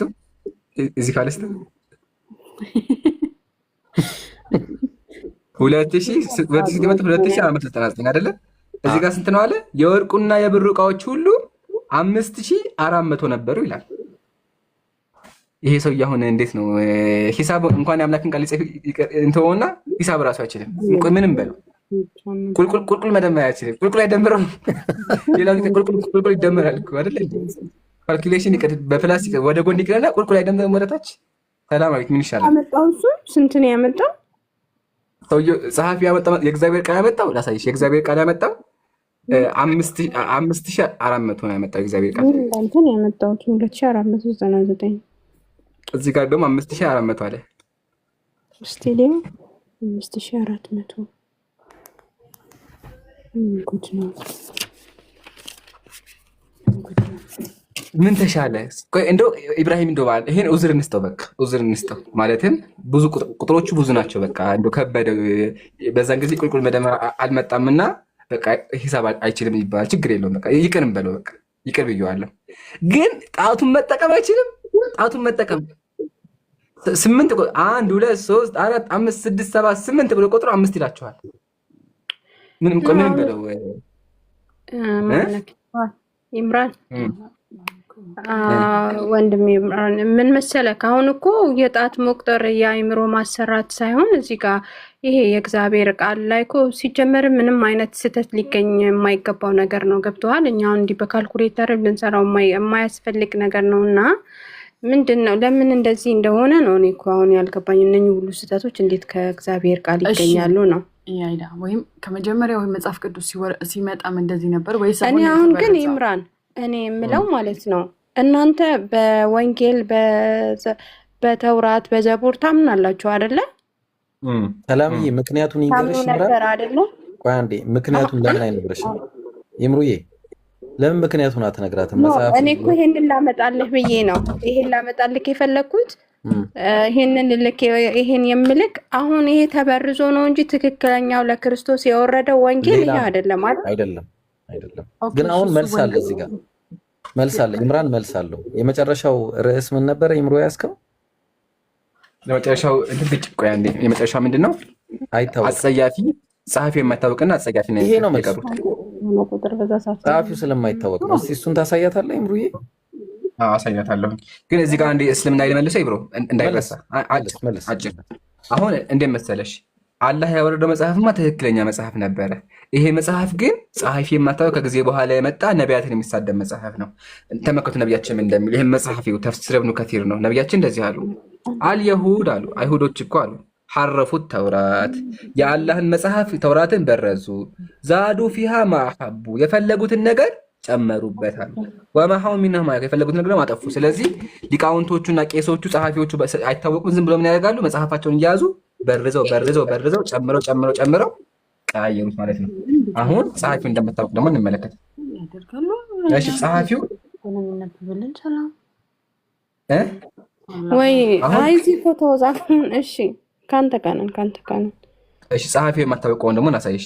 ምሳሌ መጽሐፍ ከምን እንጀምር? ከመጽሐፍ መሳፍንት እንጀምር። አንተ አሳየት በቃ አንተ አሳየት እዛው። ከዛ ወደ ቀጣይ ነው ፈልግ ተራ በተራ ብናሳይ አይሻልም? አይታወቅም ይላል እኮ እያየሁኝ ነው እዚህ ጋር። አዎ አይታወቅም። በቃ መጽሐፍንት አይታወቅም። ያውሽ መጽሐፍንት አይታወቅም። እሺ ከዛ አስቴር መጽሐፉን ማን እንደጻፈው ምን ጊዜ እንደሆነ አይታወቅም። መጽሐፈ ኢዮብ ጸሐፊው ማን እንደነበር አይታወቅም። ሰቆቃ ኤርሚያስ እሺ ጸሐፊ ኤርሚያስ መሆኑን አለመሆኑ አልተረጋገጠም። ምንም የሚታወቅ ነገር የለም። መጽሐፈ ሳሙኤል አንደኛ ሁለተኛ ሳሙኤል ማን እንደጻፋቸው አልተረጋገጠም። ዜና መዋዕል ምናልባት ሌላ ሰው ጨምሮበት ይሆናል። አይታወቅም። የለም። አንደኛ ነገሥት ሁለተኛ ነገሥት ይበቃናል። ማን እንደነበር አይታወቅም። ቆይ አንድ አለ። ቆይ አንድ እሱን ላሳይሽ። አንድ ይሄኛው ጉድ ነው። ዕብራውያን ይህ መልእክት በማን ኢምራን ይጻፈው፣ ሰላም ተጻፈው፣ ይስሐቅ ይጻፈው፣ ጀማል ይጻፈው አይታወቅም። ወንድ ሴት ምናምን ከየት ሀገር እንደሆነ አይታወቅም። ወዴት ሀገር በምን ጊዜ በምን ምክንያት እንደተጻፈ ለማወቅ አስቸጋሪ ነው። እኔ እኮ አሁን ያልገባኝ ኢብራሂም አወዛገባችሁኝ እኮ። አሁን እኔ የምለው ማለት ነው ማለት ሶሪ እናንተን ሳይሆን አወዛገባችሁኝ የምለው መጽሐፌን ነው። በእርግጥ እናንተ የምናደርጋችሁ ግን አሁን ያልገባኝ እነኚህ አይታወቅም ከተባለ ለምን ታተሙ ነው ማለት የቤተ ክርስቲያን እንትኖች ተስማምተውበታል አይደል? ይሄን ነገር ኢምራን እንግዲህ እሱ ያውቃል እንዴት እንደሆነ። ያው ፕሮግራሙ የእሱ ስለሆነ እኔ ፕሮግራሜን ቅድም ጨርሻለሁ። ቀጥል ይምሩ። እኔ እኮ መጀመሪያም ይሄ ነገር በሰፊው ብዬ ነበረ። አሁን እኮ ጠፍቷል። በቃ ሰላም አንተ ከ20 ደቂቃ ኧረ እኔ እንቅልፍ ሳይሆን ሰላሜም ነው የጠፋው። አሁን ብታቆሙትና ነገ ብንቀጥል ነው የምወደው። ማለት አንድ ብቻ ነው የቀረው። አንድ ይቀራል ወይ እንቅልፍ የቀረው አንድ ብቻ ነው የቀረው። ምንድነው? አጸያፊ ንግግር ነው። መጽሐፍ ቅዱስ አጸያፊ ንግግር እሱ እናሳይ። እሺ አሁን አጸያፊ ንግግር ሲባል ሁሉም አለ። ብልግና አለ፣ መጥፎ አለ። ምረጭ፣ የትኛው ይሻልሻል? የትኛው ላይ ብልግና? ምን አይነት ብልግና ትፈልጋለሽ ማየት መጽሐፍ ቅዱስ ላይ? የብልግና ቃል ከመጽሐፍ ቅዱስ ነበር ካዲያ። ስለዚህ ከሆነ መጽሐፍ ቅዱስ ላይ ያንን ማምጣት እኮ ይጠበቅበት። ምክንያቱም ቅድም ኢብራሂም ያሳየን አለ። ወደላ ኢምራን ስለ ብልግናማ መጽሐፍ ላይማ ቅድም እንደው ላላቅም ፈጣሪ ራሱን የኔ ቅር ይበለኝ ራሱ ማለት የክርስቶስ እንትን ላይም እኮ አገኘሁኝ እኮ እኔ እኮ አሁን ቅድምም አስተማረኝ እኮ። ግን አሁን እኔ ማለት እንዴት ነው ለመቀበል ግራ የገባኝ እኮ ይሄ እንዴት ሊሆን ይችላል? የቤተ ክርስቲያን እንትኖች እንዴት ይሄንን ነገር ተስማሙበት? ሙሉ ለሙሉ እኮ ደግሞ ውሸት አይደለም። ይምሩ አሁን አስረዳቸው። በቃ እስልምናውን አያይዘህ ምናምን መለስላቸው። አንድ ብልግና ያሳይና እናጠቃለዋለን። ሰላማዊ ብልግና የኢብራሂም አሳይቶሻል። ግን አንድ ልጨምርልሽ መጽሐፍ ቅዱስ እስቲ ይህችን ታነብልኛለሽ አንዴ?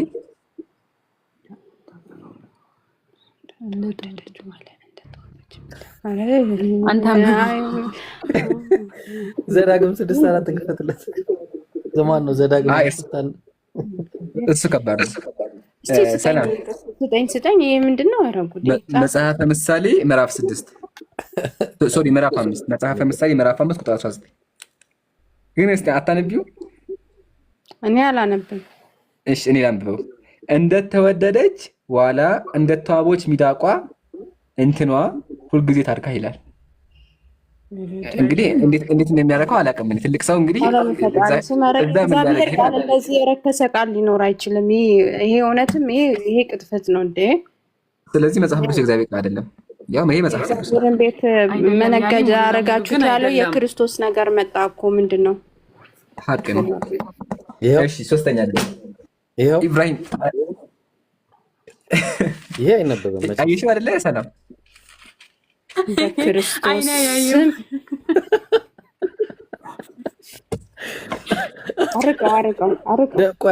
አርቀው አይደለም። ቆይ እኔ አላነበውም። ቀቁ ሊላ ሌሎ ምናምን የተቀጠቀጠ ብልቱ የተቆረጠ ወደ እግዚአብሔር በጣም ነው የማታነበው። ዲቃላ ወደ እግዚአብሔር ጉባኤ ይግባል። ዲቃላም እንዳይገባ እስከ 10 ትውልድ ድረስ እንዳይገባ ነው ቤት እያለ ነው። ኢምሩ ቀጥታ ቆይ ምን ላይ ነው ይሄ? ኦሪት ዘዳግም 23 አንድ ላይ ነው። 23 አንድ ቀጥ አሁን ወደ ማጠቃለያው ይሄድ። ኢምሩ ቀጥለ። አሬ ቀረኛ ኢብራሂም ይቀረኛል።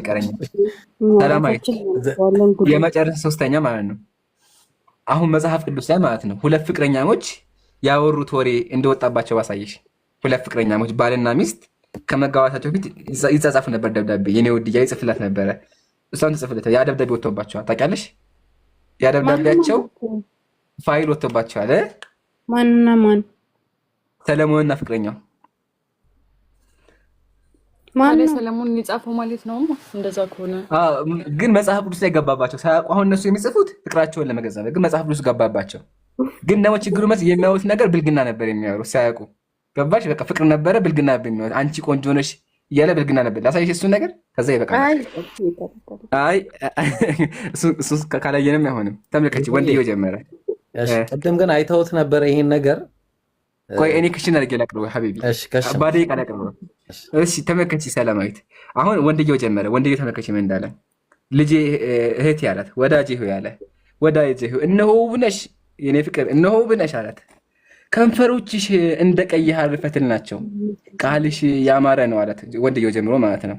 ሁለቱ ጡቶችሽ መንታ እንደተወለዱ በሶፋ መካከል እንደበቀሉ እንደ ሁለት ሚዳቋ ግልገሎች ናቸው አላት። እሷ ደግሞ ያችሁን ተመልከች። እሷ ደግሞ ምን አለች? ልጄ ወንድሜ ሆይ ና ወደ መስኩ እንውጣ፣ ና እንሂድ፣ በቃ እንገናኝ፣ በቃ ከፈለግከው እሰጥሃለሁ፣ እንገናኝ አለችው። ወደ መንደሮች እንሂድ፣ ወደ ወህኒ ቦታም አለን እንሂድ፣ ወይኑ አብቦ ሮማኑ ፍሬ አውጥቶ እንደሆን እንመልከት። በዚያ ጡቶቼን እሰጥሃለሁ አለችው። ያ ጡቶቼ እሰጥሃለሁኝ ልጄ ወንድምህ ሁሉን ለአንተ ጠብቀህ ለአንተ አዘጋጅቼ እጠብቅሃለሁ ትለዋለች።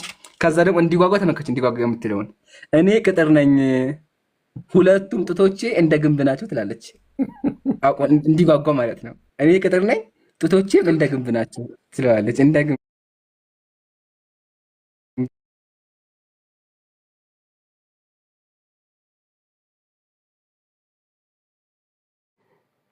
ማለት ያው አይኔ እያየ ነው እዚህ ጋር አልመሰክርም አልልም፣ ግን በይበልጥ ደግሞ እስቲ እኔ ሙሉውን ከምን ተነስቶ የት ብሎ እንዲደረሰ ነው የሁሉ ታሪክ ምንድነው ነው? እንዴት እንደዚህ በዚህ መጠን ትንሽ ቅጥፈት ይኖረው ይሄን ሁሉ ነገር ግን እንዴት አደባባይ ላይ እንዲመጻፍ አታስቀንም? ይምሩዬ ዘሌዋውያንን አታነብልኝ? ይብሩ ግን እኔ አንድ ነገር እዚህ ጋር ልበል። አንደኛ አይ ቲንክ ሰላምዬ መጽሐፍ ቅዱስን ከነ ያነበበች አትመስል። ሄለን አንድ ጊዜ ይቅርታ፣ ጨርሰናል። ኦልሬዲ ጨርሰናል። ማጠቃለያ ይሰጥና ትቀጥያለሽ። እሺ አንቺ ከገና ከአንቺ ጋር ያልጨረስነው ፋይል አለን እና ኢምሮ አንድ ጊዜ ዘሌዋውያን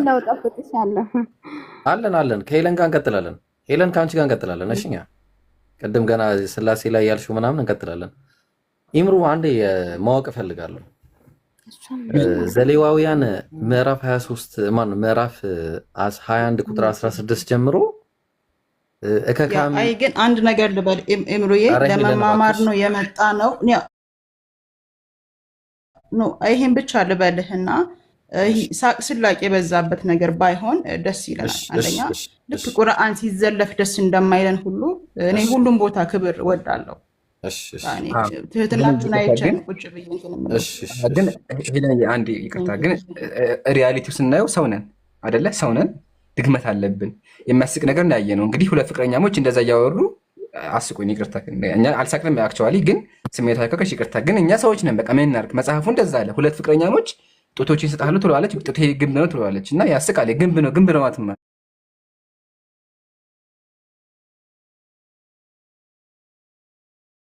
ጡቴ ግንብ ነው መጽሐፍ ቅዱስ ላይ ነውና ለዛ ነው። ይቅርታ ግን ኢብሮ ምን አልከኝ ሐቢቢ? አንድ ጊዜ እዛ ላይ ደግሞ ምን አለ? አንድ የሆነ ነገር አለና እስቲ እነሱ እንዲያውቁት ስለፈለግኩ ነው። ምናልባት የእግዚአብሔር ቤት መግባት የሚፈልግ ሰው ካለ እነዚህም ማሟላት አለበት የሚል ነገር አለና ምዕራፍ 21 ቁጥር 16 ጀምሮ ይምሩ ጥቅሱን ታውቀዋለህ። ስለ ጎራዳው ምናምን አይተሽዋል? እዚህ ጋር ያላችሁ ቆይ፣ አይ ኢብሮዬ እዚህ ጋር ከስር ዲያቆናትም እያዳመጡን ያሉትና ዲያቆናት እንደዚህ ችግር ካለባችሁ እንዳገቡ ቤተክርስቲያን ችግራቸው ላስቀምጥላችሁ። ችግሩ ይሄ ነው። ለአሮን መጽሐፍ ቅዱስ ዘሌዋውያን ምዕራፍ 1 ቁጥር 18 ለአሮን እንዲህ ብለህ ንገረው፣ ለአሮን ከዘርህ በትውልዳቸው ነውር ያለበት ሰው የአምላኩን እንጀራ ያቀርብ ዘንድ አይቅረብ። አሁን እንቁጠር። እውር ከሆናችሁ አገቡም። አንደኛ እውር፣ አንካሳ ካላችሁ እንዳገቡ አንካሳዎች፣ አፍንጫ ደፍጣጣ ያለ እንዳይገባ፣ ጥርፍ አካል ያለበት እሺ፣ እግረ ሰባራ ካላችሁ አገቡ። እጀ ሰባራም እንደዛው፣ ጎባጣ ካላችሁ ውጭ ናችሁ። ድንክ ካለ ወይም አይነ መጭማጫ አይናችሁን የሚያማችሁ ከሆነ ወይም እከካም፣ ያው እከካም ቃል በቃል እከካም ወይም ቋቆቻም ካለባችሁ ወይም ጃንደረባ ብልት ከተቆረጠባችሁ ነውረኛ ሁሉ አይቅረብ። እግዚአብሔር ጋር እንደዚህ ችግር ካለባችሁ እንዳቀርቡ። አፍንጫችሁ መለስ ካለ፣ አይናችሁ ጠበብ ካለ፣ ጎባጣ ከሆናችሁ፣ ሰባራ ከሆናችሁ እግዚአብሔር አይፈልጋችሁም። ያው አይቅረብ አለ እና ጀዛከለ።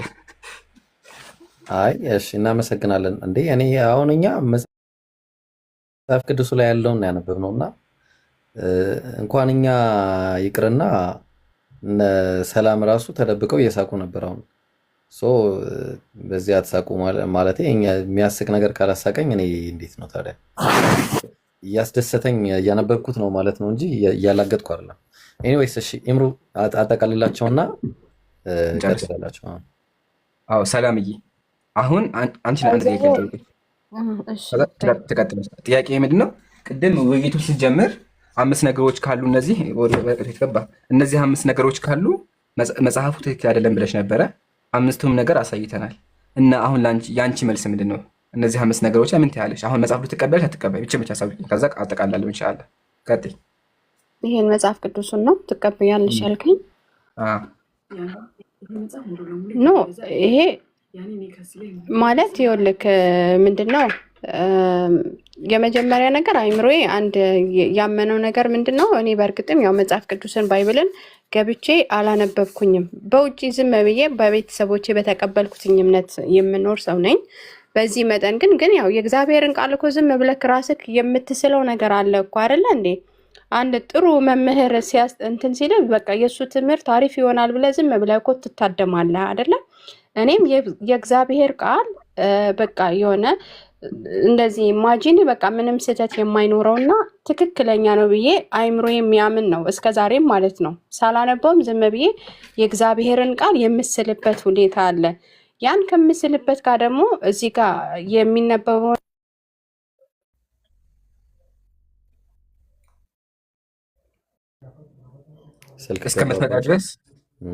እስከምትመጣ ድረስ ያጀማ ቪዲዮ ላይ ያለው ቪዲዮውን ፖስት አድርጉ እና ቴሌግራም ጆይን በሉ። በዚህ ዩዘርኔም ስክሪንሾት ታውቁትና በዚህ ዩዘርኔም ቴሌግራም ጆይን በሉ። ኢብሮ ዩዘርኔም ያላክልኛል በዛው ላሳያቸው ሰው ስላለ ዛሬ። እሺ ቀጥይ ሰላማዊት ከመጣሽ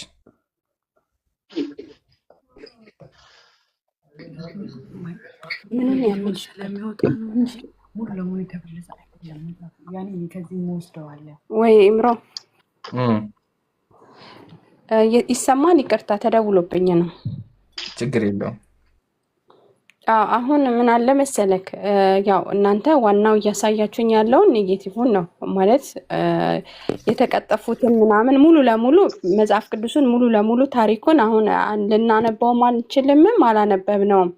ነገር ግን አሁን ባገኘኋቸው ደግሞ እዚህ ጋር የሰማኋቸውም ያየኋቸውም ያመሳከራችሁት ነገር ይሄ በፍጹም የእግዚአብሔር ቃል እንደማይሆን እዚህ ጋም ያለው ሙሉ ክርስቲያኑም ሌላውም እምነት ይሄ እንትን የሚለው ነገር ነው፣ አምኖ የሚቀበለው ነገር ነው። ግን መጽሐፍ ቅዱስ እኔ አሁንም እንዳልኩት የእግዚአብሔር ቃል በዚህ መንገድ ሊረክስም አይችልም። እግዚአብሔር እንደዚህም አይነት ነገሮች ለእግዚአብሔር አይገባውም ብዬ ነው የማምነውም እንደዛም ነው። እና በይበልጥ ግን እዚህ ጋር ያሉት ነገሮችም ይሄ በእርግጥም የእግዚአብሔር ቃል አይደለም ብለን ሙሉ ለሙሉ እንድናምን የሚያደርጉ ቃላቶች ናቸው ከውስጥ በእርግጥም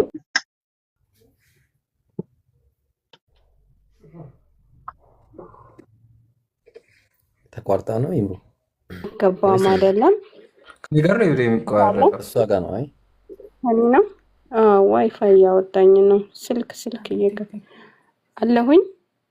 አሁን አለሽ? አው ቀጥይ። እና ያው ሐሳቤን ያው ቋጨት ለማድረግ እዚህ ጋር ብቻ እኔ አሁንም ሙሉ ለሙሉ ባላነበብኩትኝ ነገር ሙሉ ለሙሉ እዚህ ጋር የእግዚአብሔር ቃል አይደለም ብዬ 100% እንትን አይደለም። ግን እዚህ ጋር ያቀረባችሁት ደግሞ እዚህ ጋር የቀረቡት ነጥቦች ደግሞ በእርግጥም ይሄ የእግዚአብሔር ቃል አይደሉም። ይሄ በዚህ ካመንኩኝ እኔ እንደውም እግዚአብሔርን እየካድኩኝ ነው፣ ክህደት ነው። ምክንያቱም ይሄ አስጸያፊና አስነዋሪ ነገር ነው። እኔ ይሄንን ነገር ለአባቴ ለእናቴ ቢሰየም የማልወደው ነገር ነው። እግዚአብሔር ደግሞ ከዛ በላይ ከእናት ከአባቴ ከነፍሴ በላይ አድርጌ ለማየው አምላክ ይሄ የማይገባ ነገር ነው። እዚህ ጋርም ደግሞ ድጋሚም ደግሞ አንድ ነገርም እንተምሬያለሁኝ። ክርስቶስ ደግሞ ትክክለኛውን ትምህርት አስተምሮ እንደሄደ ይሄን ተምሬበታለሁ። የማይካድ ነገር መጽሐፍ ቅዱስ ላይ እሱ ሁል ጊዜም አባቱን ታላቅ አድርጎ ከአባቱ ሁሉንም እውቀት እንደወሰደና ያንን ነገር ትምህርትም አግኝቼበታለሁ። ገብቶሃል? እዚህ ጋር መጽሐፍ ቅዱስ የእግዚአብሔር ቃል አይደለም ብዬ ሙሉ ለሙሉ ደግሞ ካልኩኝ እዚህ ጋር ክርስቶስ ደግሞ እዚህ ጋር ያስቀመጣቸው አንኳር መልእክቶች አሉ። አምላኬ ማምላካችሁም ያለው ያንንም ይዞ ገደል ይገባል ነው። ሰላም እኛ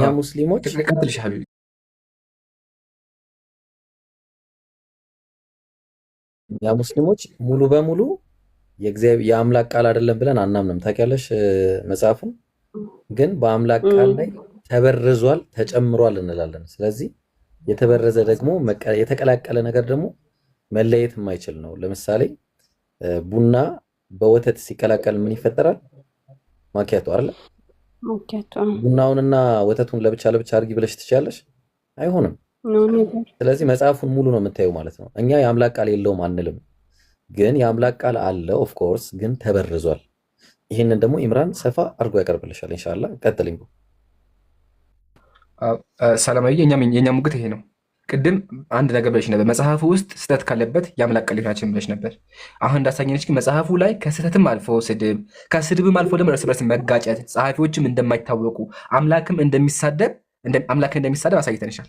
ስለዚህ መጽሐፉን ልንቀበለው አንችልም። ግን ትክክል ነች። ውስጡ አልፎ አልፎ እውነት ግን ምሳሌ እስራኤል ወይ አምላካችን ያህዌ አንድ አምላክ ነው አለ። ትክክል ነው። አምላክ አንድ ነው። ይህን ይናገራል።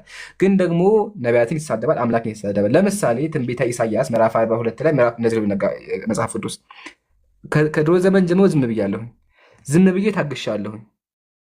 አሁን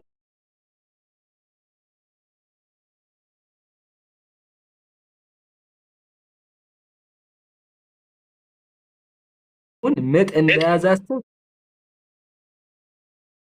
እጮሃለሁ። ኢብራሂም እንኳን እናቱን እኔን እንኳን እንደዛ አይለኝም። ኢምራን እንደ እርጉዝ ጮሆ አይለኝም። መጽሐፍ ቅዱስን ግን አምላክ እንደ እርጉዝ ምጥ እንደያዛት ጮሆች ብሎ ይናገር፣ እንደዚህ ጮሆ እያለ ይናገራል። ያው አሁን ምጥ እንደያዛት እጮሃለሁኝ ይላል እግዚአብሔር። አገሽ እግዚአብሔርን ይሳደባል። እግዚአብሔር እያለ ይጮሃል ይሳደባል። ኢብራሂም እንኳን አምላኩን እንኳን እናቱን እኔን እንደዛ አይለኝም፣ ጓደኛውን ማለት ነው። አየሽ አይደለ? ስለዚህ አምላክን ይሳደባል፣ አምላክን ያንቋሻል። ለዛ ነው ቁርአን ተመልከች ምን እንደሚል አላህ ምን አለ? አላህና ወማ ቀደሩላህ ከቀድሪህ አለ። እነዚያ የመጽሐፉ ሰዎች እኮ አለ አላህን ተገቢ ክብሩን አላከበሩትም አለ። አይሻ። ስለዚህ የመጽሐፉ ሰዎች ምን አድርገዋል? አይሁዳውያን መጽሐፋቸውን በርዘውታል፣ አምላክን ሰድበዋል፣ ነቢያትን ዝሙተኛ ገዳይ አድርገዋቸዋል። ስለዚህ ይሄ መጽሐፍ የአምላክ ቃል ሊሆን አይችልም፣ አልቀበለውም። የማልቀበልበት ምክንያት ደግሞ ቅድም እዚህ ጋር ጽፌው ነበረ፣ አንቺም ተናግረሽ ነበረ። እነዚህን ነገር ውስጡ ስለያዘ ነው። ቁርአን ግን በውስጡ እንኳን ከነዚህ ውስጥ አንዱ ይቅርና ሩባ እቺ የምታገሩብ እንኳን የለበትም። ቁርአን ከመጀመሪያው እስከ መጨረሻው መጥፎ ነገር አያዝም፣ መጥፎ ነገር አይናገርም፣ ነቢያትን አይሳደብም፣ አምላክን አይሳደብም። ሙሉ ያለ ቃል ነው። ለዛ ነው ሙስሊም የማምንበት። ግን መጽሐፍ ቅዱስ ላይ ሲመጣ አሁን እንዳሳየሁሽ ነቢያትን ይሳደባል፣ አሁን እንዳሳየሁሽ አምላክን ይሳደባል። የቀረ የለም። ሴቶችን ይሳደባል። ምሳሌ ሴቶች ችግር አለባቸው እያለ ይናገራል። ከዚህ በላይ እንዴት አድርገን እንቀበላለን? ስለዚህ እኔ ሙስሊሙ ይሄን መጽሐፍ አልቀበለውም። ግን ደግሞ አንቺ ቅድም እንዳልሽው አልፎ አልፎ ውስጡ እውነት ሊገኝበት ይችላለሁ። ጨርሻለሁ። ጀዛኩሙላሁ ኸይር። በጣም ደስ የሚል ቆይታ ነበር የነበረ። ሰላማዊ ሌላም ጊዜ እንደምንማር ተስፋ እናደርጋለን። አሁን በሰማሽው ነገር ብዙ እንደተማሽ ተስፋ አደርጋለሁኝ። ወንድሜ ኢብራሂም ጀዛከላህ። አንድ ነገር መጨመር ፈልጋለሁ። ይቅርታ ከመውጣትሽ በፊት 2 ደቂቃ ትሰጭኛለሽ ኢንሻአላህ። አላህ በቁርአን ላይ ምን ይላል መሰለሽ? እናንተ የመጽሐፍቱ ሰዎች ሆይ እውነትን በውሸት ለምንድን ነው የምትቀላቀሉት? እውነትንስ እናንተ የምታውቁት ስትሆኑ ለምንድን ነው የምትደብቁት? ይላል። ያዥልኝ። እውነትን በውሸት ቀላቅሏል። የአምላክን ቃል ከሰዎች ቃል ጋር ደብዳቤ እርስ በርስ የተጻጻፉትን ምዕራፍና ቁጥር ሰጥተው መጽሐፍ አድርገው መጽሐፍ ቅዱስ ነው ብለው ሰጥተውናል። ለዚህ ደግሞ አላህ ምን አለ? በሱረቱል በቀራ ምዕራፍ 2 ቁጥር 79 ላይ ቁል ማን ነው ምን ይላል መሰለሽ? እነዛ የመጽሐፍቱ ሰዎችን ምን አለ መሰል? አስታውሰኝ ቁርአኑ። ፈወይሉ ሊለዚነ የክቱቡነ አልኪታበ ቢአይዲሂም፣ ለነዛ በእጆቻቸው መጽሐፍን ለሚጽፉ አለ ወየሁላቸው። ከዛ ደግሞ ከራሳችን ነው ይላሉ እንዴ? ኖ ምን ይላሉ? መጽሐፍ ቅዱስ ነው ብለው የአላህ ቃል ነው ብለው ይሰጣሉ ይላል። ثم يقولون هذا من عند الله፣ ከዛም ይህ መጽሐፍ ከዓለማቱ ጌታ ከአላህ ነው ይላሉ አለ። በእጆቻቸው ጽፎ ለራሳቸው። ከዛ በኋላ ምን ይላል አላህ? ፈወይሉ ለሁም ሚማ ከተበት አይዲሂም፣ ለነዛ በእጆቻቸው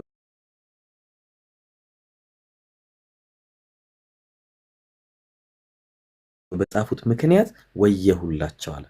ፈወይሉ ለሁም ሚማ የክሲቡን፣ ጽፈውም ጥቂት ዋጋን ፈልገውበት በሚያገኙት ዋጋና ጥቅማ ጥቅምም ወየሁላቸው ይላል። ተግባባን? በሌላ ቦታ ላይም አላህ እንዲህ ይላል።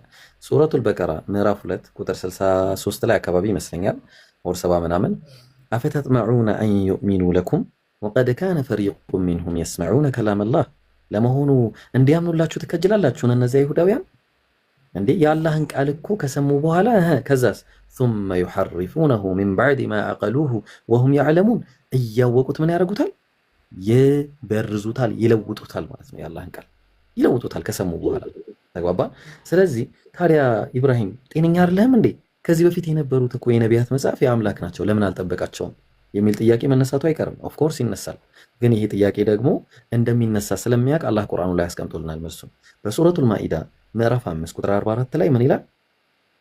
ለነዛ ለነቢያት መጽሐፍን ሰጠዋቸው አለ፣ በዛም መጽሐፍ ይፈርዱበት ዘንድ አለ። ግን ደግሞ ነቢያት ካለፉ በኋላ አለ አላህ ሲናገር ለነዛ ለሊቃውንቶች የአላህን ቃል እንዲጠብቁ በተደረጉና አለ የአላህን ቃል እንዲጠብቁ በተደረጉ ጊዜ። ስለዚህ እነሱ የአላህን ቃል እንዲጠብቁ በተደረጉ ጊዜ የአላህን ቃል አልጠበቁም። ምን አረጉት? ለጥቂት ዋጋ ሲሉ በሉት፣ ማለትም በረዙት፣ ደለዙት፣ አቃጠሉት፣ ደበቁት፣ ብዙ ነገር አረጉት ማለት ነው። ከዛ አላህ የመጨረሻ ምክንያቱም አንድ ነብይ ቢሄድ ሌላ ነብይ ይመጣና ያስተካክላል። ለምሳሌ ኢብራሂም ቢመጣና ከዛ በኋላ በኢብራሂምና በኢስሐቅ መሃል ጋፕ ካለ ኢስሐቅ ያስተካክላል፣ ኢስሐቅ ካለ ያዕቆብ ያስተካክላል፣ ያዕቆብ ካለ ዮሴፍ እያለ እነ ዳዊት እነ ሙሴ ከዛ ኢየሱስ ይመጣል። ከኢየሱስና በነብዩ መሐመድ መሃል ደግሞ ጋፕ አለ 500 ምናምን። ይህንን ጋፕ ደግሞ አላህ ምን አለ? እኔ ይሄ ቅድም መቼ ለታም የነገርኩሽ ነገር ነው። በመሃል አንድ ነገር ልጨምር ብዬ ነው። በእነዚህ ጋፕ መሃል ምንም መልእክት ያልደረሳቸውን ሰዎች አላህ ምን አለ? በሱረቱል ኢስራ ምዕራፍ 17 ቁጥር 15 ላይ እኔ መልእክት ያልደረሳችሁ ከሆነ መልእክተኛን እስከምልክ አልቀጣም ብሏል አላህ። ሱብሃንአላህ። ይሄ ፍትሃዊ የሆነ ጌታ ነው። እስከ 10 ትውልድ እንትኑ የተቀጠቀጠ ወደ እኔ ቤት እንዳይገባ ምናምን አይልም አላህ። ምንድነው? ፍትሃዊ ጌታ ነው። ወማ ረቡከ ቢዘላሚን ሊልዓቢድ፣ ጌታ ባሪያውን በዳይ አይደለም። ሱብሃንአላህ። ስለዚህ አላህ ምን አረገ? የመጨረሻውን ሪቪሌሽን ላከ፣ ቁርአንን፣ የአላህን ቃል ማለት ነው። ይሄንን የአላህን ቃል ምን አረገ? ላከ ማለት ነው። መጨረሻ ለነብያችን ሙሐመድ አለይሂ ሰላቱ ወሰላም ሲልከው ግን እንደሌላው ጊዜ ለነቢያት አይደለም አደራን የሰጠው። ለማን ነው? ለራሱ ነው። በቃ ቃል የገባው ምን አለ? እኔ ራሴ ያወረድኩት እኔው ጠብቀዋለሁ አለ። ለምን? ከዚህ በኋላ ሌላ መልእክተኛ ይላክማ። ተግባባን? መልእክተኛ የሚባል የለም ከዚህ በኋላ። ስለዚህ መልእክተኛ ስለማይላክ አላህ ውሃ የማያጥበው መጽሐፍ እንሰጣለሁ አላቸው። በሐዲስ አልቁድስ ላይ ውሃ የማያጥበው ቁርአንን እሰጥሃለሁ፣ እኔ አወረድኩት እኔ ጠብቀዋለሁ አለ። በዚህ ባለውም መሰረት ምን አለ አላህ? ወለቀድ የሰርና አልቁርአነ ሊዚክሪ ፈሀል ሚን ሙደኪር አለ። ቁርአንን በእርግጥ በአእምሮ እንዲሸመደድ ገር አድርጌ ነው ያወረድኩት፣ ከናንተ መካከል የሚሞክር አለ ይላል። እስቲ ሞክሩ ይላል። ምክንያቱም አላህ ሱብሓነሁ ወተዓላ ሲያወርደው ገር አድርጎ ያወረደበት ምክንያቱ ምንድነው? ለአጠባበቅ ራሱ እንዲመች ነው። ሲቀራሩ ራሱ ውብ ነው፣ ሲነበብ ራሱ በጣም ይስባል። ሰው ምን አረጋላ? ተመልከች፣ ከ4 ዓመት ህፃን ልጅ ጀምሮ እስከ ሽማግሌዎች ትልልቅ አዛውንቶች ቁርአን በቃላቸው ሸምድደዋል። በስንት 300 ሚሊዮን ህዝብ በላይ ዓለማችን ላይ ብቸኛው መጽሐፍ ከሀ እስከ ፐ ከአሊፍ እስከ ያ ድረስ ሙሉ በሙሉ የተሸመደደ ብቸኛ መጽሐፍ ዓለማችን ላይ ይሄ ብቻ፣ ይሄ ቁርአን ብቻ ነው። ብቸኛ መጽሐፍ ማለት ነው። ይሄ የአላህ ተአምር ነው። መቼም ከዮሐንስ ራእይ እስከ ኦሪት ዘፍጥረት የሸመደደ አንድ ክርስቲያን አናገኝም። ዓለማችን ላይ ነው፣ ኢትዮጵያ አይደለም። ዓለም ላይ ከዘፍጥረት እስከ ዮሐንስ ራእይ የሸመደደ ቃል በቃል ሲባል ልንገርሽ፣ ቃል በቃል ሲባል ቁርአን የሚሸመደደው ቃል በቃል አንዲት ሐርፍ አንዲት ሲንግል የሆነች ነገር ከላዩ ላይ ሳትለይ ነው። አንድ ነገር አይለይም ሙሉ በሙሉ። ለምሳሌ አሊፍ ላም ሚም ዛሊከል ኪታቡ ላ ረይበ ፊህ ሁደን ሊልሙተቂን አለዚነ ዩእሚኑነ ቢልገይቢ ወዩቂሙነ አሰላተ ወሚማ ረዘቅናሁም ዩንፊቁን። እንደዚህ እያልሽ በሄድሽ ቁጥር ምንም ነው ማትችሉ ማለት ነው። ሱብሃንአላህ። ይሄ የአላህ ተአምር። ስለዚህ በዚህ ምክንያት ያ ያለፈውን መጽሐፍ ሙሉ በሙሉ ከአላህ እንደሆነ እናምናለን። ቁሉ አመና ቢላህ በሉ ይላል በሱረቱል በቀራ ምዕራፍ 2 ቁጥር 133 ላይ ማለት ነው። በሉ በአላህ መጽሐፍ አምነናል በሉ። ማን? በአላህ አምነናል በሉ። ወማ ኡንዚለ ኢላ ኢብራሂም፣ በኢብራሂም ላይ በተወረደው መጽሐፍ፣ ወኢስማዒል፣ በኢስማዒል ላይ፣ ወኢስሐቅ፣ በኢስሐቅ ላይ በተወረደው መጽሐፍ አምነናል በሉ። ወማ ማን ነው ከዛ በኢስማዒል ላይ በያዕቆብ ላይ በተወረደው መጽሐፍ አምነናል በሉ። ወማ ኡቲየ ነቢዩነ ሚን ረቢሂም፣ ነቢያት ሁሉ ከጌታቸው በተሰጣቸው መጽሐፍ ሁሉ አምነናል በሉ። ላ ኑፈሪቁ በይነ አሐድን ሚንሁም፣ ከነቢያት በአንደኛውም መጽሐፍ በአንደኛውም ነቢይ አንለይም። በአንዱ አምነን አንዱን ጥለን አንዱን አንጠልጥለን የሚባል ነገር የለም። በአንድ ነቢይ ካደ በነቢያት ሁሉ እንደካደ ይቆጠራል። በአንድ መጽሐፍ ካደ በመጽሐፍት ሁሉ እንደካደ ይቆጠራል። አላህ ባወረደው መጽሐፍ ነው። ታዲያ በዮሐንስ ወንጌል አይደለም ምናምነው። በማን ነው? በማቴዎስ ወንጌል አይደለም ምናምነው። በሉቃስ ወንጌል አይደለም ምናምነው። በኢየሱስ ወንጌል እናምናለን። ኢየሱስ ከጌታው በተሰጠው መጽሐፍ፣ ሙሴ ከጌታው በተሰጠው መጽሐፍ እናምናለን። ተግባባን? ወማ ኡቲየ ነቢዩነ ሚን ረቢሂም ላ ኑፈሪቁ በይነ አሐድን ሚንሁም ወነሕኑ ለሁ ሙስሊሙን እኛ ለዚህ ለአንዱ አምላክ ለጌታችን የሰለምን እጅ የሰጠን ነን በሉ ይለናል ማለት ነው። ይኸው እኛ እጅ ሰጥተናል። በነቢያት እናምናለን፣ እንዲሁም በመጽሐፍት ሁሉ እናምናለን። በጌታችን አንድነት እናምናለን።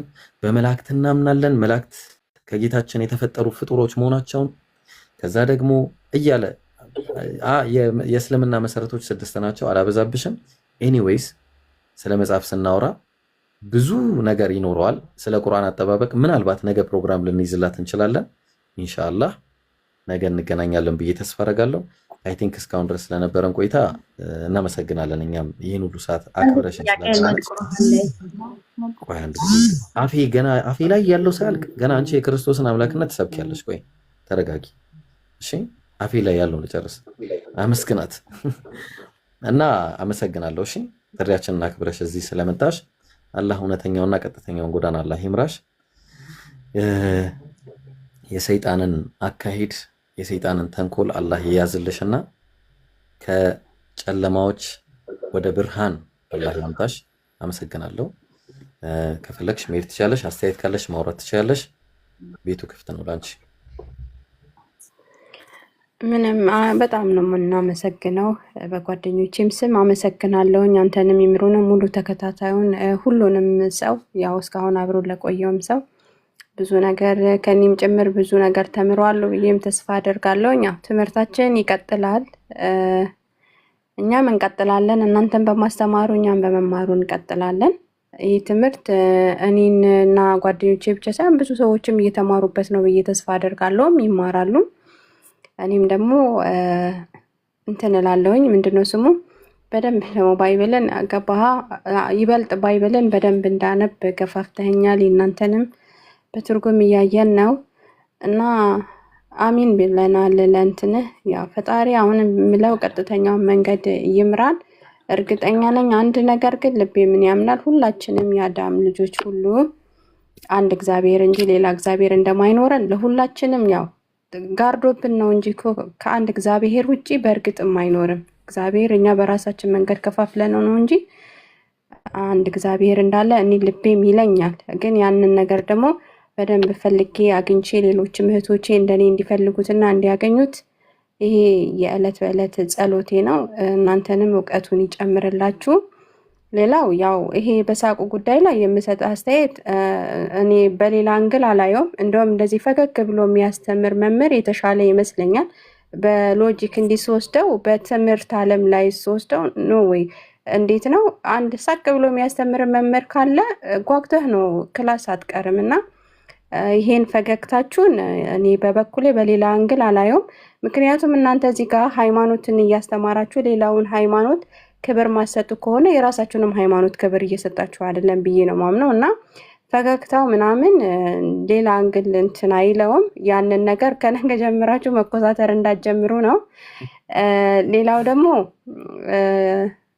ወርዳለች መሰለኝ ለሷም ሄለን መሰለችኝ ሃይማኖታችንን እንትን እኔም እየሳኩኝ ነበር ብሏል። እየሳኩኝ የነበረው እዚህ ጋር ቅጥፈቶቹ በእርግጥም ያስቃሉ። እኛ መሳቅም ነው ያለብን፣ ምክንያቱም ከተናደድን ሴጣንን እያስደሰትን ነው። እዚህ ጋር ለእግዚአብሔር የማይገባው ነገር እንትን ሲል ስቀን ነው ማለፍ ያለብን እንጂ ስሜታዊ ሆነን ሊያናድደን አይገባም። ኮንፊውዝም ሆኜ ያለው እኔም በበኩሌ ስቅ ያለውኝ የሳኩትኝ ግን እሱም የሳቀው በእግዚአብሔር ቃል ሳይሆን እዚህ ጋር በተቀጠፉት በማይገቡ ይሄ ተረት ተረት ወሬዎች ናቸውና ይሄ ነገር ማናችንንም እዚህ ውስጥ ያለንን ኮንፊውዝ እንዳያደርገን ለማለት ያክል ነው። በተረፈ የነገ ሰው ይበለን፣ ትምህርቱ ይቀጥላል። እኛም ደግሞ አውቀን የምናሳውቅ እግዚአብሔር ያድርገን ነው የምለው።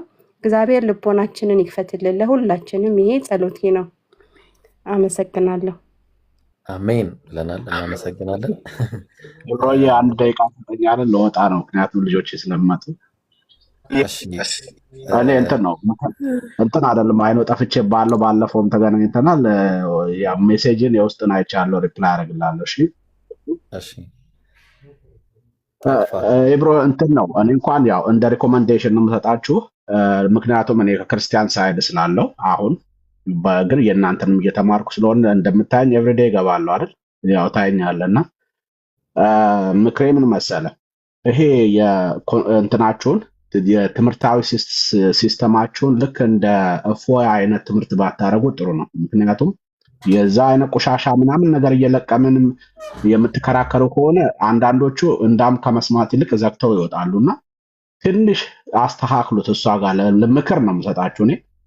ምክንያቱም ብዙ ነገር አሁን ለምሳሌ ከቁርአንም ላይ ሰምቻለሁ። እፎይ ራሱ የሚያወራውን ሰምቻለሁ። አሁን ሐዲሶችን ጠቅሶ ቁርአን ላይ ጠቅሶ የሚያወራው ምናምን ነገር ያንን ነገር ከተቀበልኩኝ ክርክር ውስጥ ምናምን ይገባል እና እናንተን የወደድኩበት ምክንያት እንደ ክርስቲያን ነው የምነግራችሁ። አሁን ጨዋ በተሆነበት መንገድ ትክክለኛ በሆነ መንገድ እያስተማራችሁ ነው። ትንሽ የዛሬው ትንሽ ልክ አይደለም ምናምን።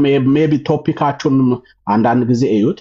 ይህንን ደግሞ እንደ ፖዘቲቭ ውሰዱት። እሺ ያው እንትን ለምን የኛ ነካችሁ ምናምን አይደለም። እኔ ደንታ የለኝም፣ እየተማርኩ ነው እና ሁለቱንም እየተማርኩ ስለሆነ ግን ይሄ ኢሪቴት የሚያደርግ ሌላውን የሚገፋ ወይንም ደግሞ ሌላውን ፕሮቮክ ለማድረግ ለማናደድ ወይ ደግሞ የእናንተ ትክክል ስለመሆኑ የሌላው ሮንግ መሆኑን በእንደዚህ አይነት ቆሻሻ ነገሮች ጥቅሶች እየለቀምን ባናረግ ጥሩ ነው። ምክንያቱም አለ ከዛ ሳይድም አይቻለው፣ እናንተም ታውቁታላችሁ። ገብተዋል። ከሁለቱም ሳይድ እንዲህ አይነት ነገሮች ምን እንዳልክ ሰምታል። ቆይ ኢምሮ አንዴ ምን እንዳልክ ሰምታል። ኢምሮ ትቀጥላለህ። በእንደዚህ አይነት ቆሻሻ ቃላቶች አልከሽ። እናመሰግናለን ስላልከበቃ ኢምሮ ቀጥለሽ አንድ ጊዜ። አይ እሱን ልልህ ፈልጌ ነው። ቀጥለሽ ኢምሮ። እኔ ነው ኢምሮ አወቀኝ መዚ ያውቀኝ ጌቱ እኮ ነው ጌታ ነው። እኔ ልክ ነህ እኮ ቆሻሻ ያልኩበት እኔ ከእናንተ ከኦፖነንት ላይ አይደለም ተቃራኒ ሆኜ አይደለም። ግን እንዲህ አይነት ነገሮች ቆሻሻ መሆናቸውን መናገርህ ነው የገረመኝ ብዬ ነው። እሺ ነው ልክ ነው እኮ ቆሻሻ ናቸው። እኔ አልቀበላቸውም ፐርሰናሊ። እኔ ምንም እንደ ዳውት ምንም የለኝም። እኔ በዳውት የለኝም። ግን እናንተ ስትመርጡት ከሌላው አንግል እኔ አሁን ከኦፖዚት ከእናንተ ተቃራኒ ሆኜ እየሆነ ስለምየሰማዎች ስለሆነ ጌቲ የኔ ልንገር በቃ ያልኩበት ምክንያት እኛ ያቀረብንበት መጽሐፍ ቅዱስን የማትቀበይበት 5 ነገሮች ነገሪን አልናት። አንደኛ 5ቱንም ዝርዝር ተመረጠ ማለት ነው። 5 ዝርዝር ነው የቀረበው፣ በዝርዝር ነው የጠየቅነው እኛ። አያቸው እነዚህን ይሄ አይደለም ይምሩ ቀይረው የት አለ? ይሄው 5 ዝርዝር ቀረበ።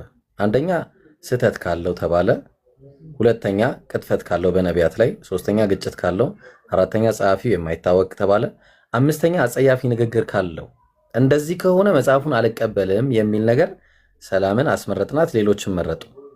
ከዛ ያንን ፈልገን ያሳየ ነው መጽሐፉ አለ ወይስ የለም። በነገራችን ላይ አላህ Subhanahu Wa Ta'ala እንዲህ አይነት ንግግሮችን ቁርአን ላይ ነቢያት ላይ እንደቀጠፉና አላህ ላይ እንደቀጠፉ ተናግሯል። ተግባባን። ስለዚህ ያንን ማጋለጥ ደግሞ ግዴታችን ነው፣ አንዳንድ ጊዜ ማለት ነው፣ ሁሉ ጊዜ አይደለም። ግልጽ ነው።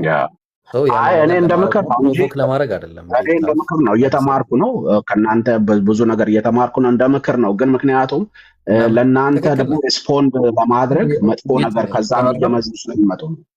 አየሽ አንድ እኔ ስላወራሁ ባጭሩ ሀሳቡ ልንገር። ኢብሮ ጀዛከላ በቃ ባጭሩ በገራይ ሁኔታ ገልጸኸዋል። ግን ጌታ ፍመሰለ አንዳንዴ ሪያሊቲ ማሳየት ስድብ አይደለም። ኦኬ እኛ አልጨመርንም አልቀየርንም፣ ቃል በቃል ያነበብነው የሆነ ቃል ምሳሌ አዙረን እዚህ ጋር እከካም ይላል። እከካም ማለት እንደዛ አልተረጎምንም።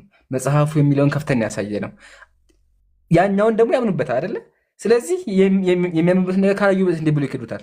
መጀመሪያ ማየት አለባቸው። ስለዚህ ያደረገው ምንድን ነው? እኛ መጽሐፋቸው እንዲህ ብላ አሳየናቸው። ኦኬ ይሄ ደግሞ ጭራሹ ስድብ አይደለም። አንተም የሆነ ዲያቆን ጠራህና እንደሱ አታርጉት አከኝ። እነዚያ ግልጽ የሆነ ስድብ ነው። ሐዲሱ የሚለው ሌላ፣ እነሱ የሚያወሩ ሌላ። ሐዲሱ ስለ ጥሩ ነገር እያወራ አዙሮ እነሱ የሚያወሩ ስለ መጥፎ ነገር ነው። አየህ አይደለ? ይሄ ግልጽ የሆነ ስድብ። አሁን ኢብራሂም ምሳሌ መጽሐፍ ቅዱስ ከፍቶ መጽሐፍ ቅዱስ እኮ እንደዚህ ይላል እያለ እያዞር የማይለውን እየቀየረ ቢያወራ ትክክል ነህ፣ ግን አልጨምረም አልቀነሰም። ይሄ ደግሞ ስድብ ሊባበት ተአምር አይችልም። ኦኬ እኛም ደግሞ ያስተማሩ በምን አንጻር ነው? ልጅቱ መጽሐፍ ቅዱስ እንዳልቀበል ምክንያቶች ጠየቅናት፣ እሷም ሰጠችን ምክንያቶቿን። በዚህ መሰረት መጽሐፍ ቅዱስ ያለውን ነገር አሳየናት፣ ሳንጨምር ሳንቀንስ። እሷም ደግሞ አይታለች። የቤት ስራ ወስጃለሁኝ አነበዋለሁኝ አለች፣ ከነቁጥሩ ከነቦታው እየተናገረ ይሄ ቦታ ላይ አማርኛው እንደዚህ ላይ ያሳያል እና በዛ አንግል ተረዳው። እኛ ሰዎችን ማብሸቀም ምናምን አላማ የለንም፣ ግን መጽሐፍ ቅዱስ ስህተት አለበት፣ እሱም ማሳየት። በቃ ቢመርህም ቢያስጠላቸውም ሁሉም ማወቅ አለበት። በቃ ሪያሊቱ ይሄ ነው። መጽሐፍ ላይ እንደዚህ ነገሮች አሉ። ስለዚህ የትኛውም ሰው ቢወደውም ቢጠላውም መስማት አለበት ነው። ኦኬ ይሄን ይመስላል። በዚህ አንግል ተረዳው። ለአስተያየት ግን እናመሰግናለን፣ እናከብርሃለን። ሀሳብህን ሀሳብ እንቀበላለን። ቴንክ ዩ። ይሄንን ልላችሁ ነው። ኤኒዌይ ለማንኛውም ጥሩ ከተረዳችሁ ቻው። ቤታፍ ግን እፈልጋለሁ በውስጥ አዋራኝ። አዎ መልስልሃለሁ፣ አገኘሃለሁ ወይ ስልክህን እልክልህና ዋትስአፕ እንደዋወላለን። በቃ እሺ፣ ኸይር ኢንሻአላህ። አይሽ መልካም ጊዜ ሆነልህ። አመሰግናለሁ። እሺ ለአስተያየት በጣም ኦልራይት። ኢብራሂም አሰላሙ አለይኩም። ወአለይኩም ሰላም ወራህመቱላህ። ኦኬ ሰላም ከማውጣቷ በፊት ነብያቶችን በባይብል ላይ ያሳያቻቸው ወጣች። ኦኬ ከታችም ካለች ያኒ እንደዚህ የቆሸሹ እንዳላደሉ ቁርአን እንዳጠራቸው በቀጣይ ስትመጣ ትማራለች ብዬ ኢንሻአላህ ኢንሻአላህ። ነብያቶችን አላህ አጥርቷቸዋል ቁርአን ላይ የራሱንም ባህሪ የነቢያትንም ባህሪ ማጥራቱን ኢንሻአላህ ኔክስት ላይ የምናሳያት ይሆናል ኢንሻአላህ። ኢምሩ ምን አሰባችሁ? ከዚህ በኋላ ምን እንዴት እናርግ? ኢብሮ ከዚህ በኋላ እንትና ፕሮግራሙ ይበቃናል። ቤቱን ክፍት አድርገውና